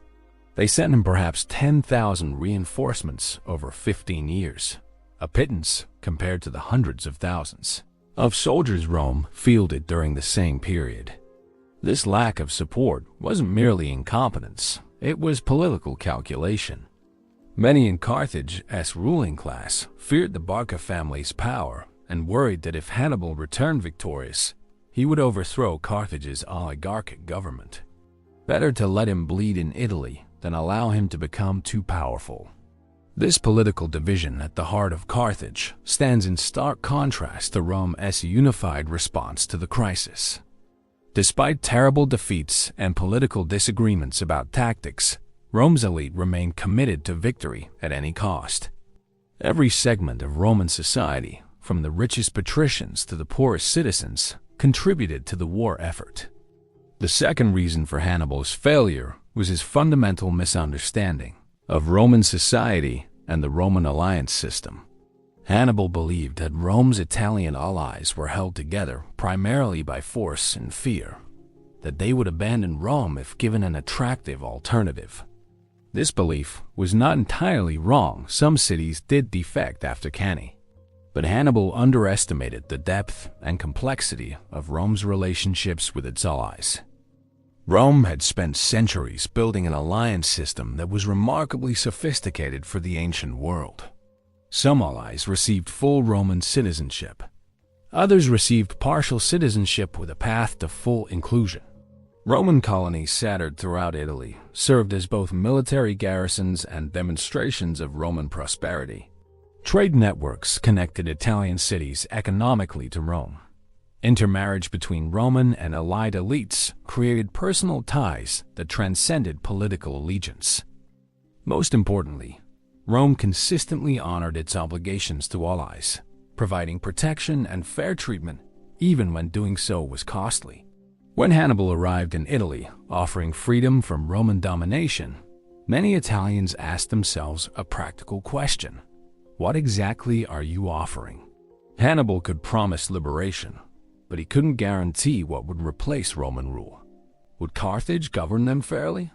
Would Hannibal's Gallic allies respect their cities? What would happen when Hannibal's army left? The Romans, for all their faults, were at least predictable. Carthage was an unknown quantity, and most people prefer familiar problems to unknown alternatives. The third reason for Hannibal's failure was strategic. He could win battles, but couldn't translate battlefield victories into strategic victory. This sounds paradoxical. How can someone who wins every major battle lose the war? The war is ultimately about achieving political objectives, not accumulating battlefield victories. Hannibal's objective was to force Rome to accept peace on Carthaginian terms, which required either capturing Rome itself or breaking Rome's will to resist. He accomplished neither. Capturing Rome was probably impossible with the forces at Hannibal's disposal. Ancient siege warfare favored the defender, especially when the defender had strong walls and access to supplies. Rome's walls were formidable, and the city could be supplied by sea even if surrounded by land. Hannibal lacked a siege train, naval support, and the numerical superiority needed for a successful siege. Even after Cannae, when Rome was at its weakest, attempting to storm the city would likely have destroyed Hannibal's army without achieving success. Breaking Rome's will to resist proved equally impossible, but for different reasons. Roman culture valued military glory, stoic endurance, and absolute refusal to admit defeat. These weren't just abstract values. They were built into Rome's political system. Roman politicians gained power through military success. Roman families gained prestige through their sons' service in the legions. Roman identity was bound up with the idea of Roman invincibility. Admitting defeat to Hannibal would have required Romans to abandon their entire self-conception. Moreover, Rome's political system, for all its flaws, proved remarkably resilient under stress. The Roman Republic distributed power among multiple institutions: the Senate, the assemblies, the magistrates, in a way that prevented any single catastrophe from destroying the state. When consuls died at Cannae, new consuls were elected. When armies were destroyed, new armies were raised. The system bent under Hannibal's assault, but never broke. The fourth reason for Hannibal's failure was operational: the problem of sustaining an army in hostile territory without secure supply lines. Modern armies understand, amateurs study tactics, professionals study logistics, and Hannibal faced a logistical nightmare. His army needed food, weapons, clothing, and pay. Without control of any major ports, without a secure base area, without regular supply convoys from Carthage, Hannibal had to forage for everything his army needed. This requirement to constantly forage imposed severe strategic constraints. Hannibal couldn't remain in one area for long. His army would exhaust local resources within weeks. He couldn't divide his forces. Extensively smaller detachments were vulnerable to Roman attack. He couldn't train new recruits properly. There was no secure rear area where raw troops could learn their craft. Everything his army needed had to be seized from hostile territory or provided by unreliable allies who were themselves under Roman pressure. The contrast with Rome's situation is stark. Roman armies operated from secure bases, with established supply lines and the full resources of the Italian peninsula behind them. When a Roman army was destroyed, Rome could raise a new one with fresh equipment and trained soldiers. When Hannibal's army suffered casualties, he had to recruit whatever local troops he could find and make do with captured equipment. Over time, this asymmetry proved decisive.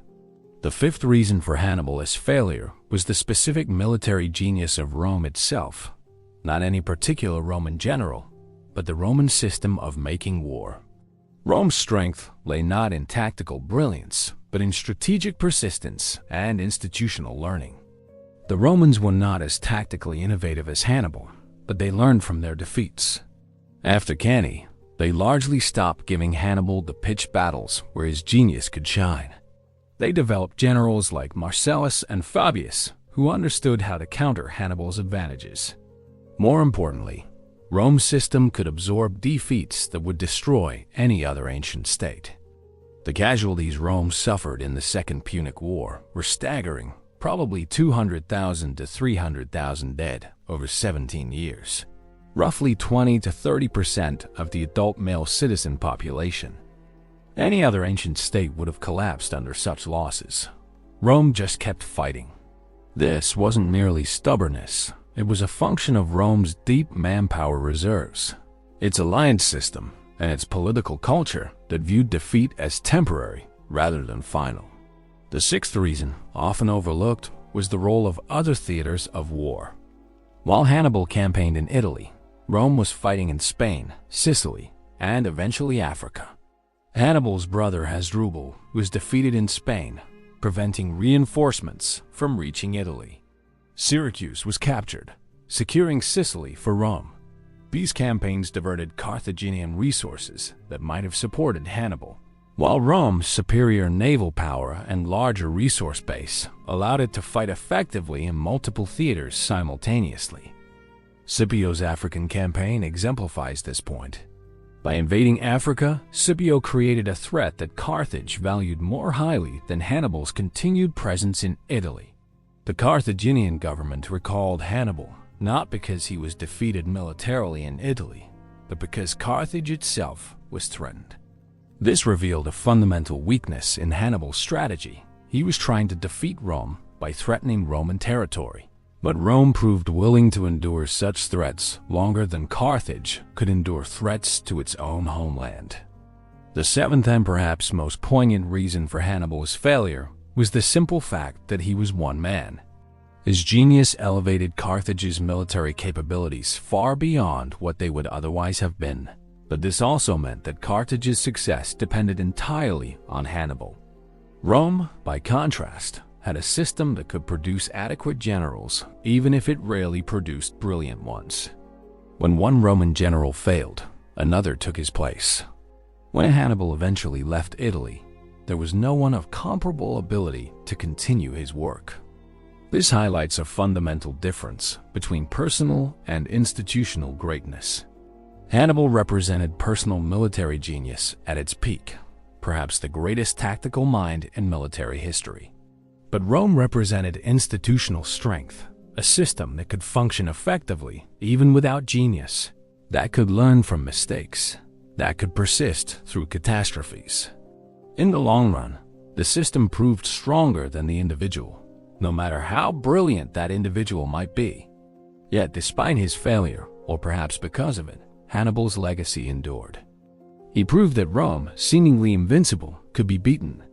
He demonstrated that tactical brilliance could overcome numerical superiority.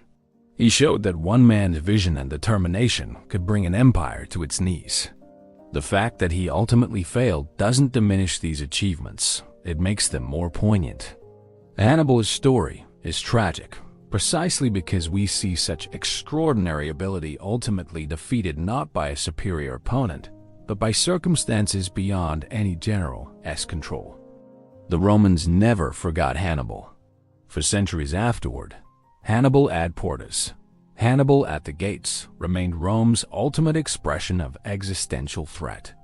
Parents frightened misbehaving children with tales of Hannibal. Roman politicians invoked his name when arguing for vigilance against foreign threats. Even Rome's enemies used Hannibal as a symbol of resistance to Roman power. He became larger than life, transformed from a historical figure into a mythic representation of the man who almost destroyed Rome. Chapter 11. Legacy and Lessons. Hannibal's influence didn't end with his death in 183 BCE, or even with Carthage's final destruction in 146 BCE. His ghost haunted Rome for generations, shaping Roman military doctrine, foreign policy, and cultural consciousness in profound ways. To understand Hannibal's full impact, we must examine how Rome responded to the trauma he inflicted and how his example influenced military thinking for millennia afterward. The most immediate legacy was psychological. The Romans never fully recovered from the terror Hannibal inspired.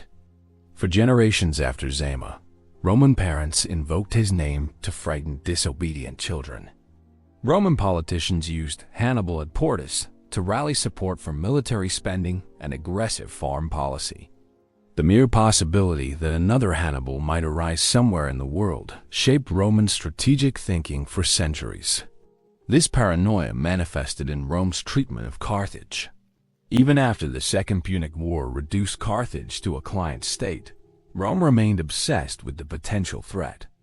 The senator Cato the Elder famously ended every speech, regardless of topic, with Carthago delenda est. Carthage must be destroyed. This wasn't mere rhetoric. When Carthage showed signs of economic recovery in the mid-2nd century BCE, Rome engineered a pretext for war.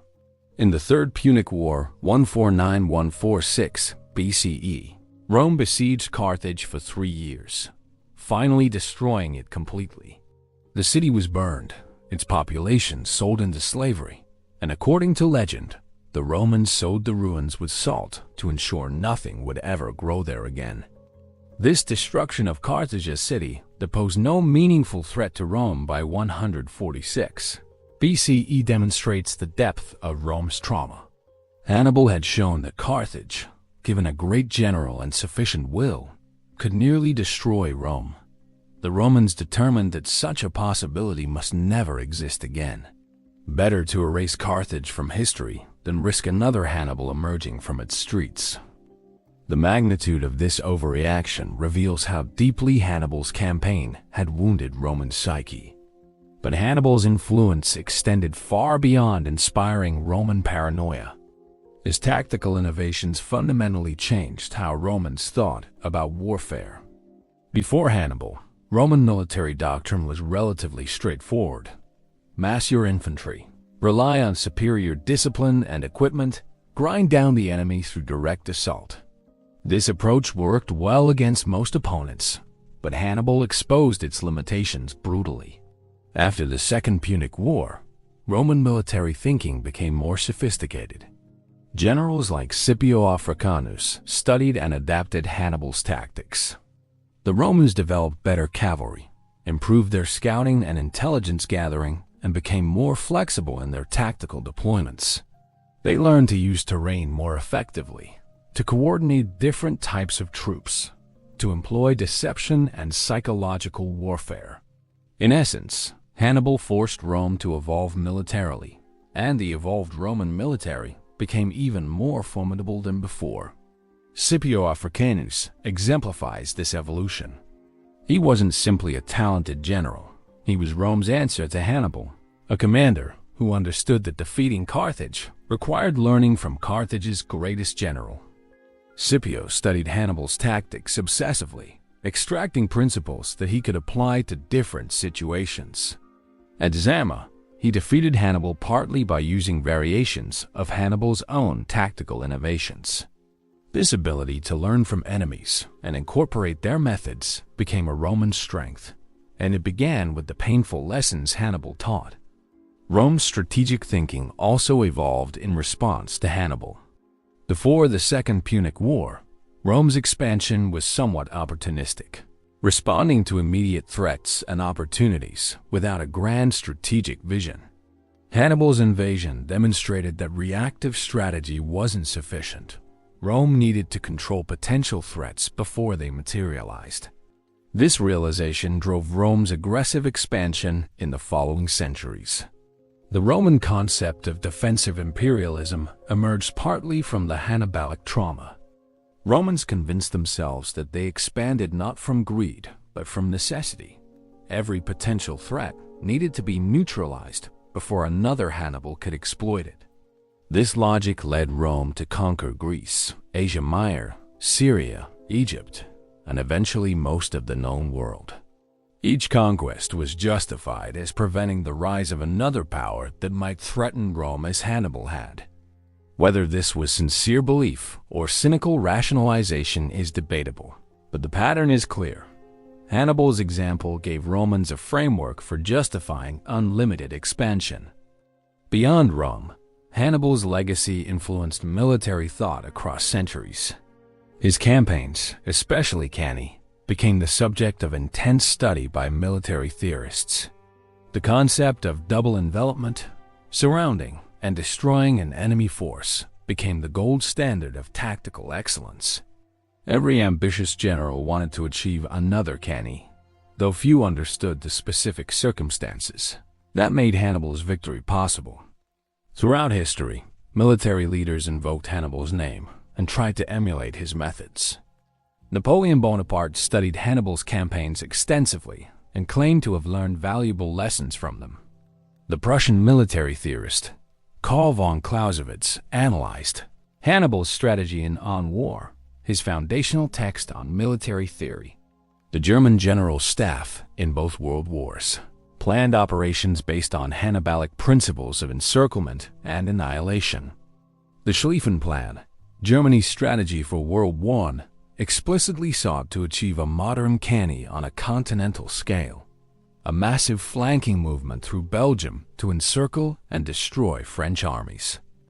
The plan failed, but its attempt demonstrates Hannibal's continued influence on military thinking 2,000 years after his death. Similarly, the German encirclements of Soviet forces in 1941, which captured millions of soldiers, were conscious applications of Hannibalic tactics using modern mechanized forces.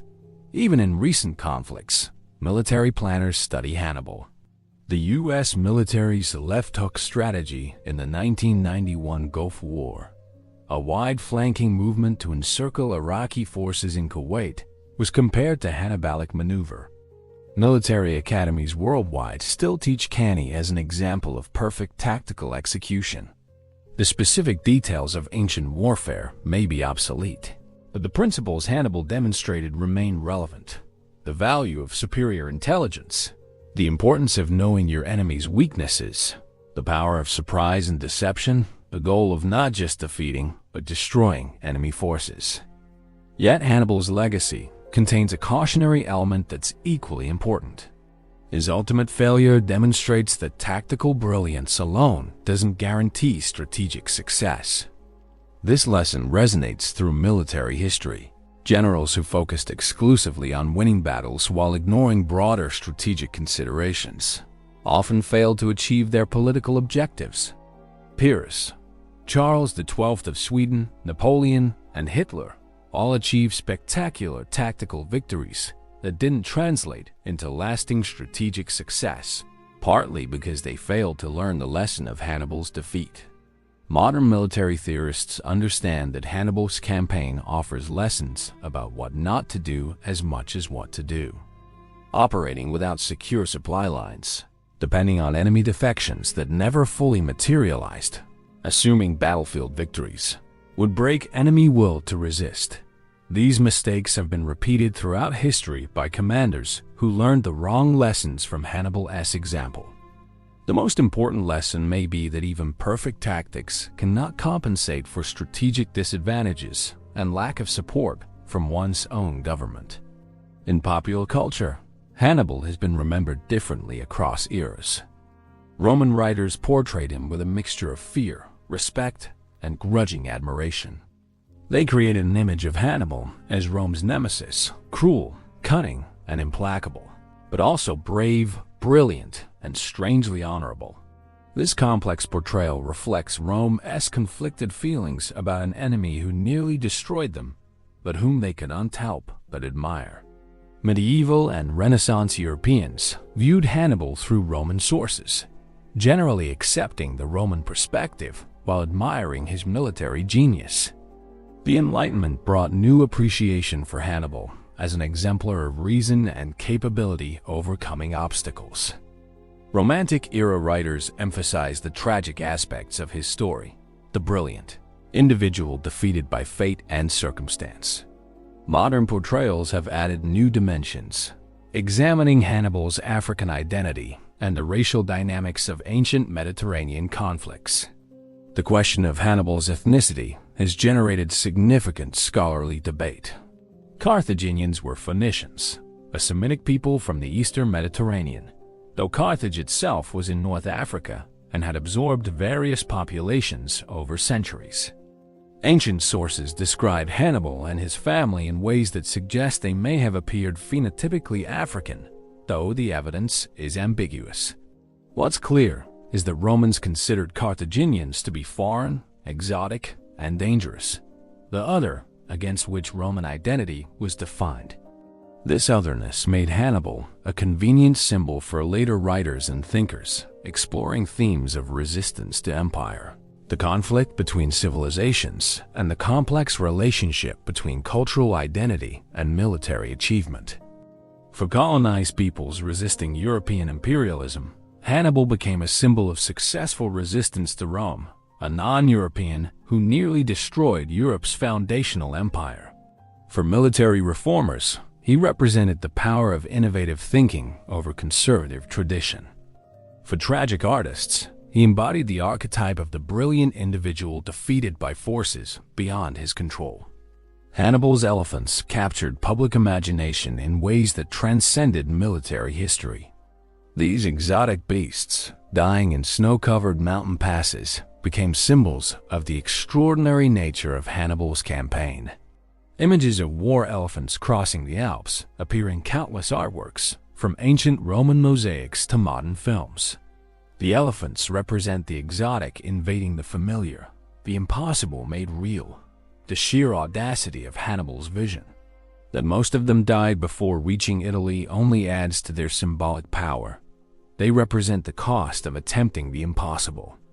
The Alps crossing itself became legendary, debated and discussed by historians, military experts, and adventure enthusiasts for centuries.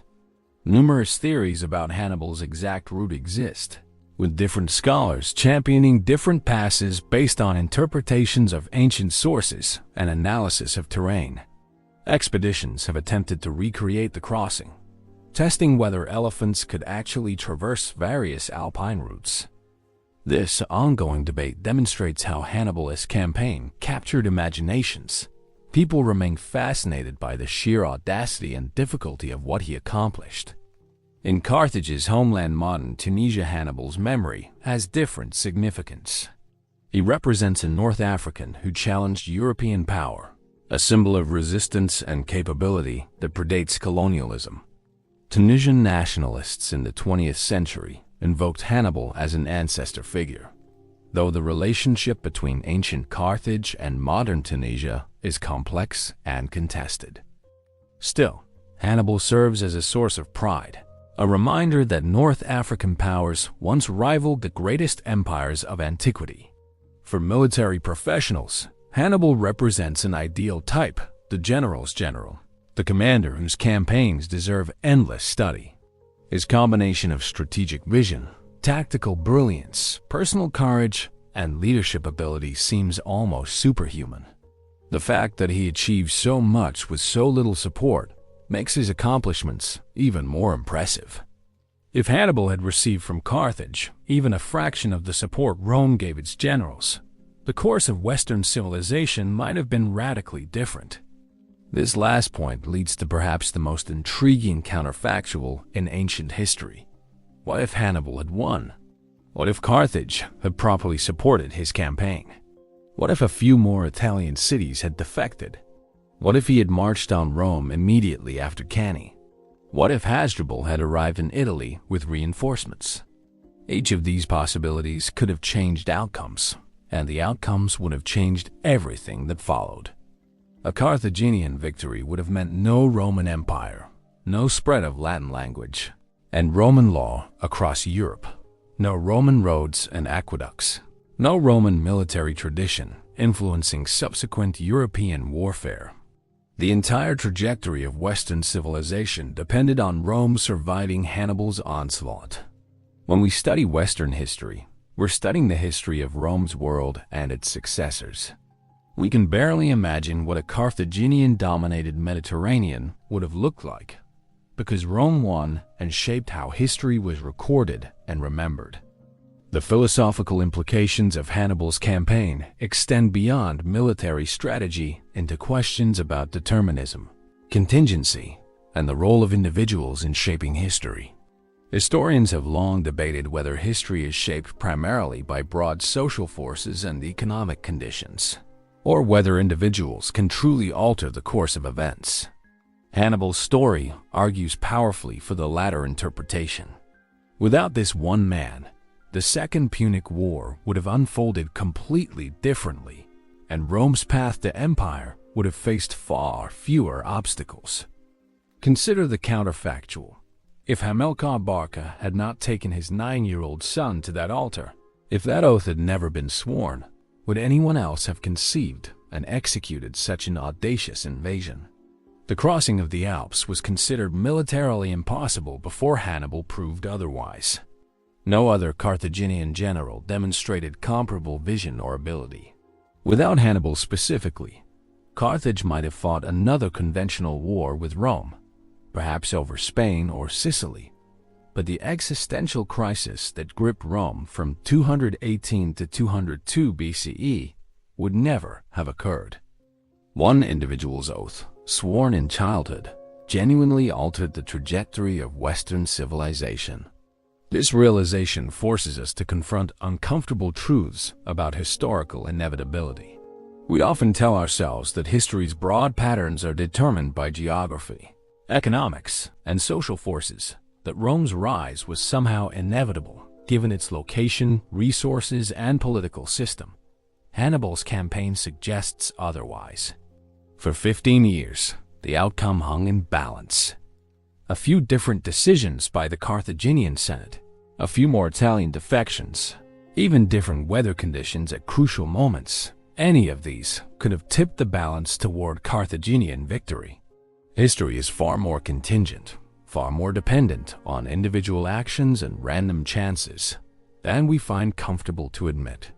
The literary and artistic representations of Hannibal across centuries reveal how each era projected its own concerns onto his story.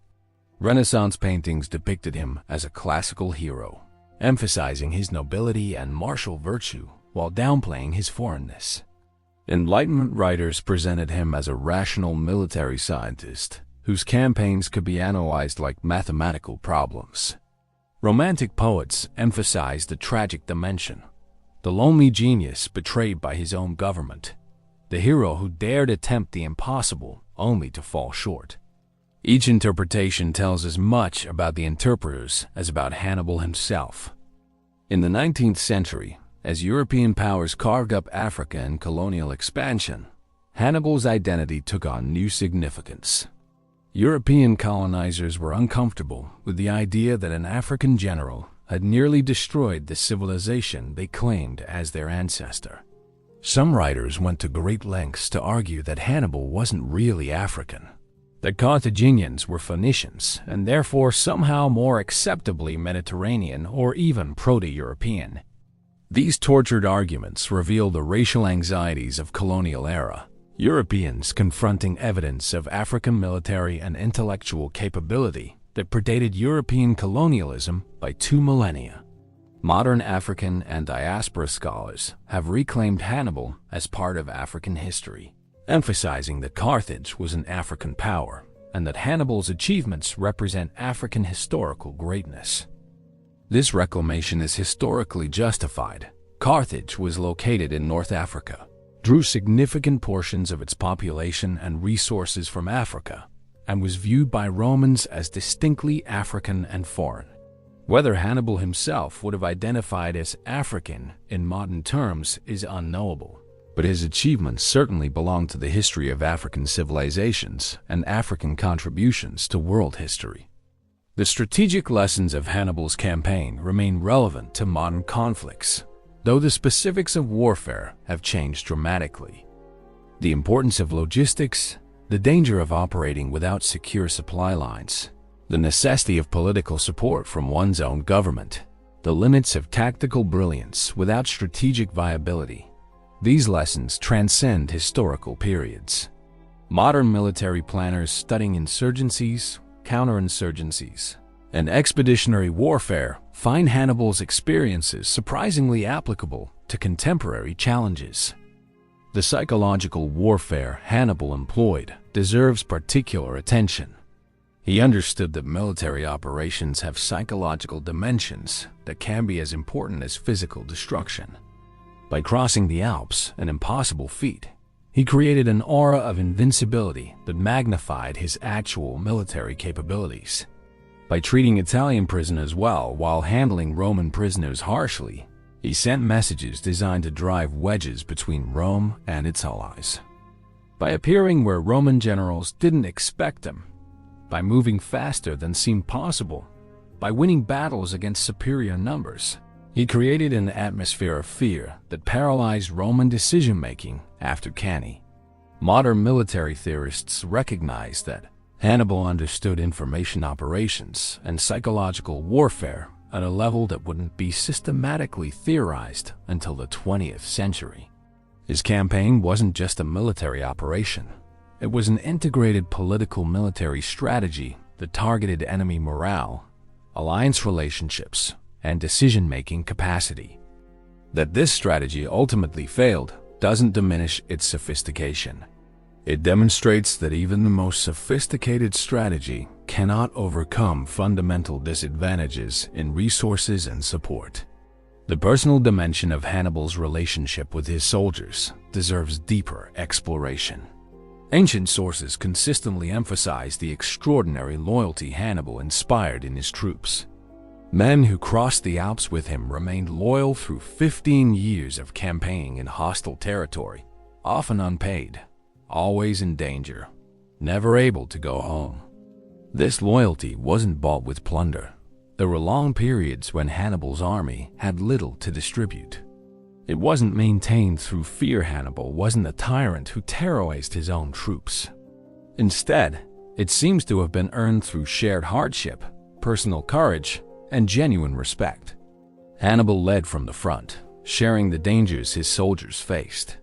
He was wounded multiple times, lost an eye to disease during the march through Italian marshes, and endured the same hardships as the lowest soldier in his army. Ancient sources report that he often slept on the ground wrapped in a common soldier's cloak, that he ate the same rations as his troops, that he was first into danger and last to safety. This leadership style created bonds that transcended normal commander-soldier relationships. His men loved him not just as a general, but as a comrade who had earned the right to lead through personal sacrifice. This leadership model influenced subsequent military thinking about the relationship between commanders and troops. The concept of the general who shares his soldiers' hardships, who leads by example rather than merely by authority, can be traced partly to Hannibal's example. Modern military leadership doctrine emphasizes that officers must earn respect through competence and shared sacrifice principles that Hannibal embodied long before they were formally theorized. The economic dimensions of the Second Punic War also reveal important lessons. Hannibal's campaign devastated the Italian countryside, destroying farms, killing livestock, and displacing populations. This destruction had long-term economic consequences that reshaped Italian society. Small farmers, whose land was ravaged and who spent years serving in the legions, often returned home to find their farms ruined and debts they couldn't pay. Many sold their land to wealthy Romans who could afford to wait out the crisis, leading to the concentration of land ownership in fewer hands and the rise of large slave-worked estates that would characterize later Roman agriculture.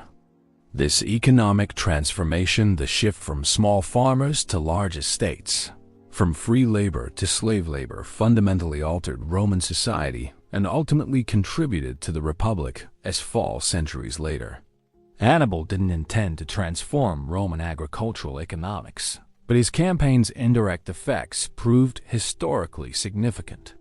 This reminds us that wars have consequences that extend far beyond battlefields and peace treaties, reshaping societies in ways that neither side anticipated or intended.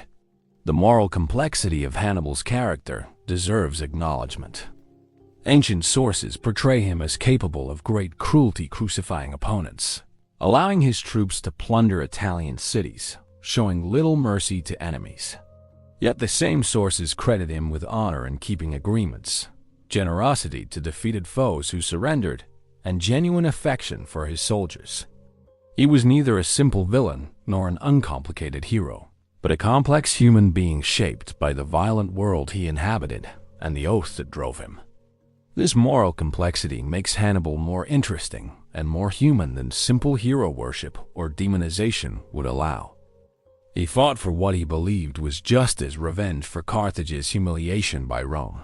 But his campaign brought enormous suffering to Italian civilians who had no say in Rome's foreign policy. He inspired deep loyalty from his soldiers, but also led many of them to deaths far from home in a cause that ultimately failed. He was brilliant but also stubborn, courageous but also cruel, admirable and terrible in roughly equal measure. Understanding Hannibal requires accepting this complexity, resisting the urge to make him either a pure hero or a simple villain.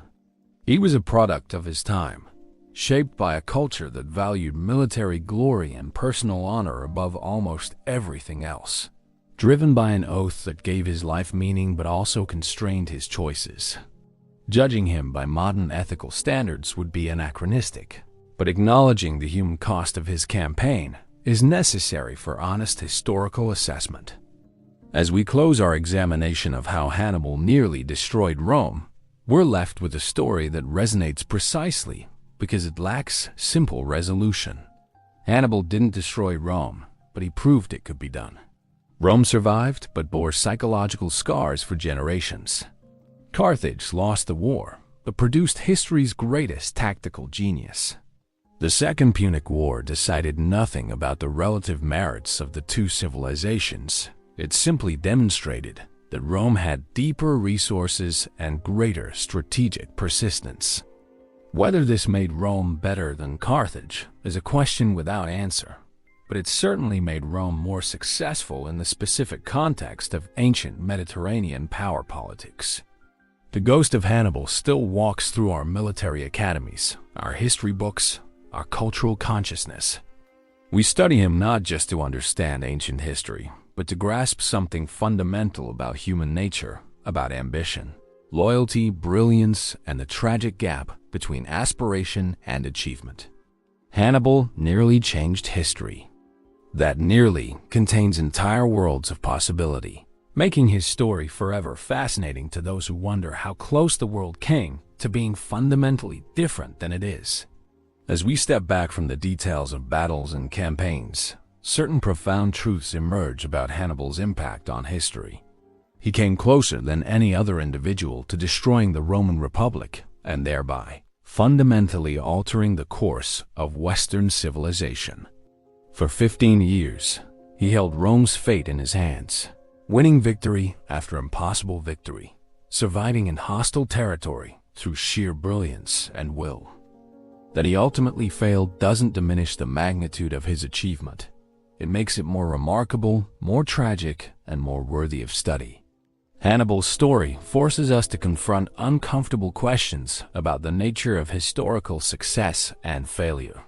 By any reasonable measure, he was more talented than any Roman general he faced. He was more innovative, more adaptable, more inspiring to his troops. He won nearly every battle he fought.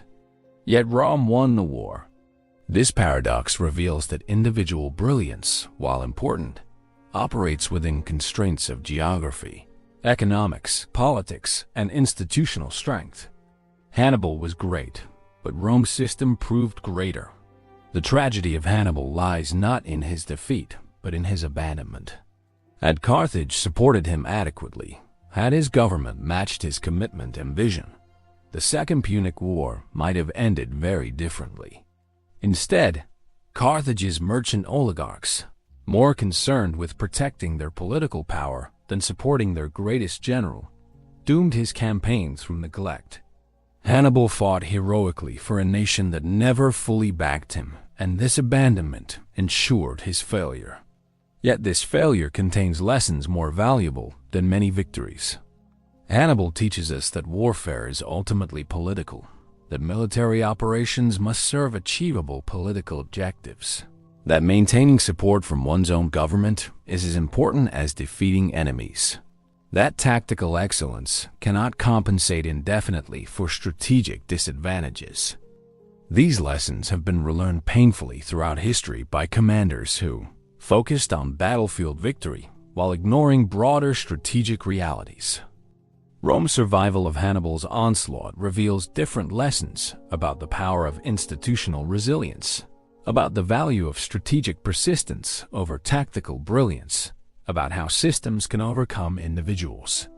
Rome's stubborn refusal to admit defeat, its ability to absorb catastrophic casualties and continue fighting, its deep reserves of manpower and allies, these advantages eventually overwhelmed even Hannibal's genius. The Romans were not more clever than Hannibal, but they were more numerous, more persistent, and more unified, and these qualities ultimately proved decisive.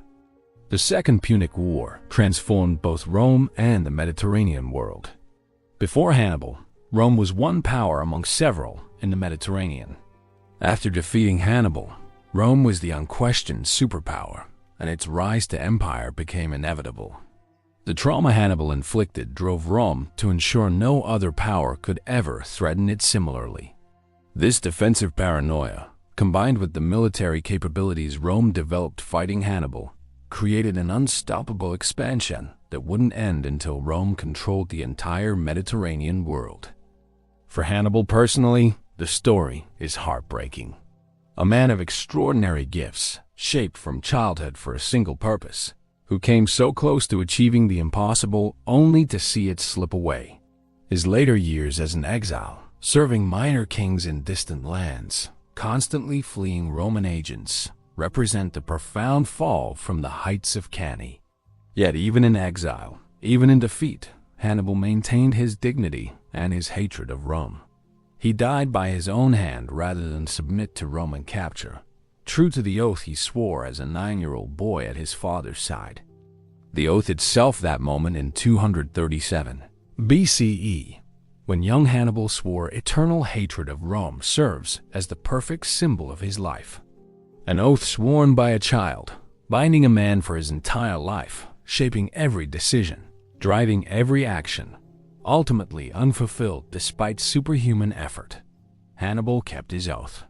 He never befriended Rome, never compromised with Rome, never stopped fighting Rome even when fighting became impossible. He used fire and steel to pursue Rome's destruction whenever fortune permitted. That fortune ultimately didn't permit success doesn't mean he failed to keep his word.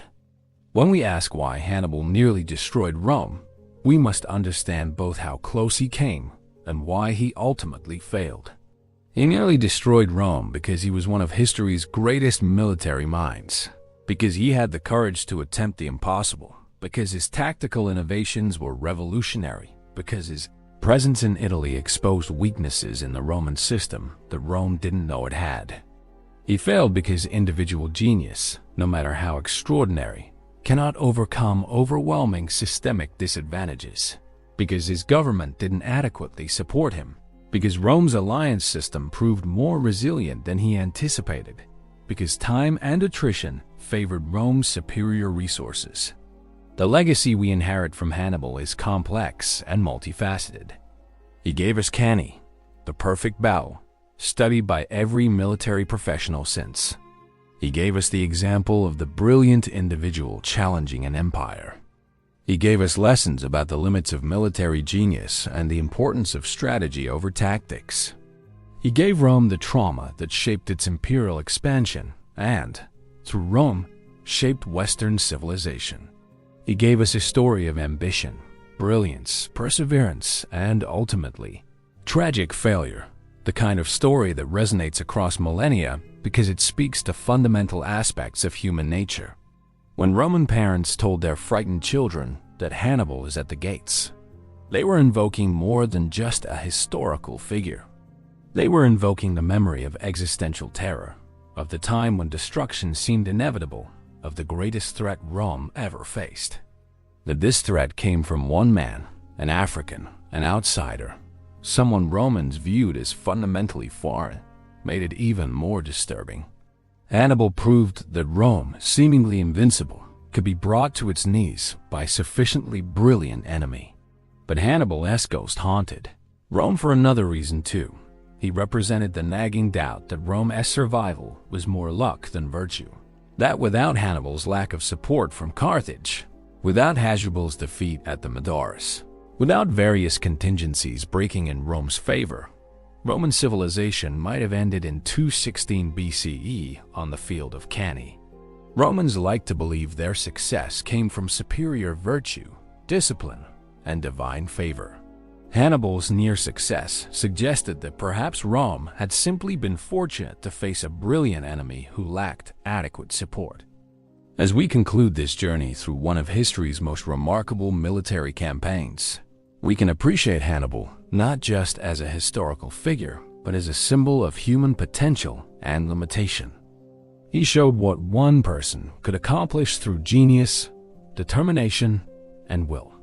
He also showed that even these qualities have limits, that individual greatness operates within contexts that can enable or constrain it.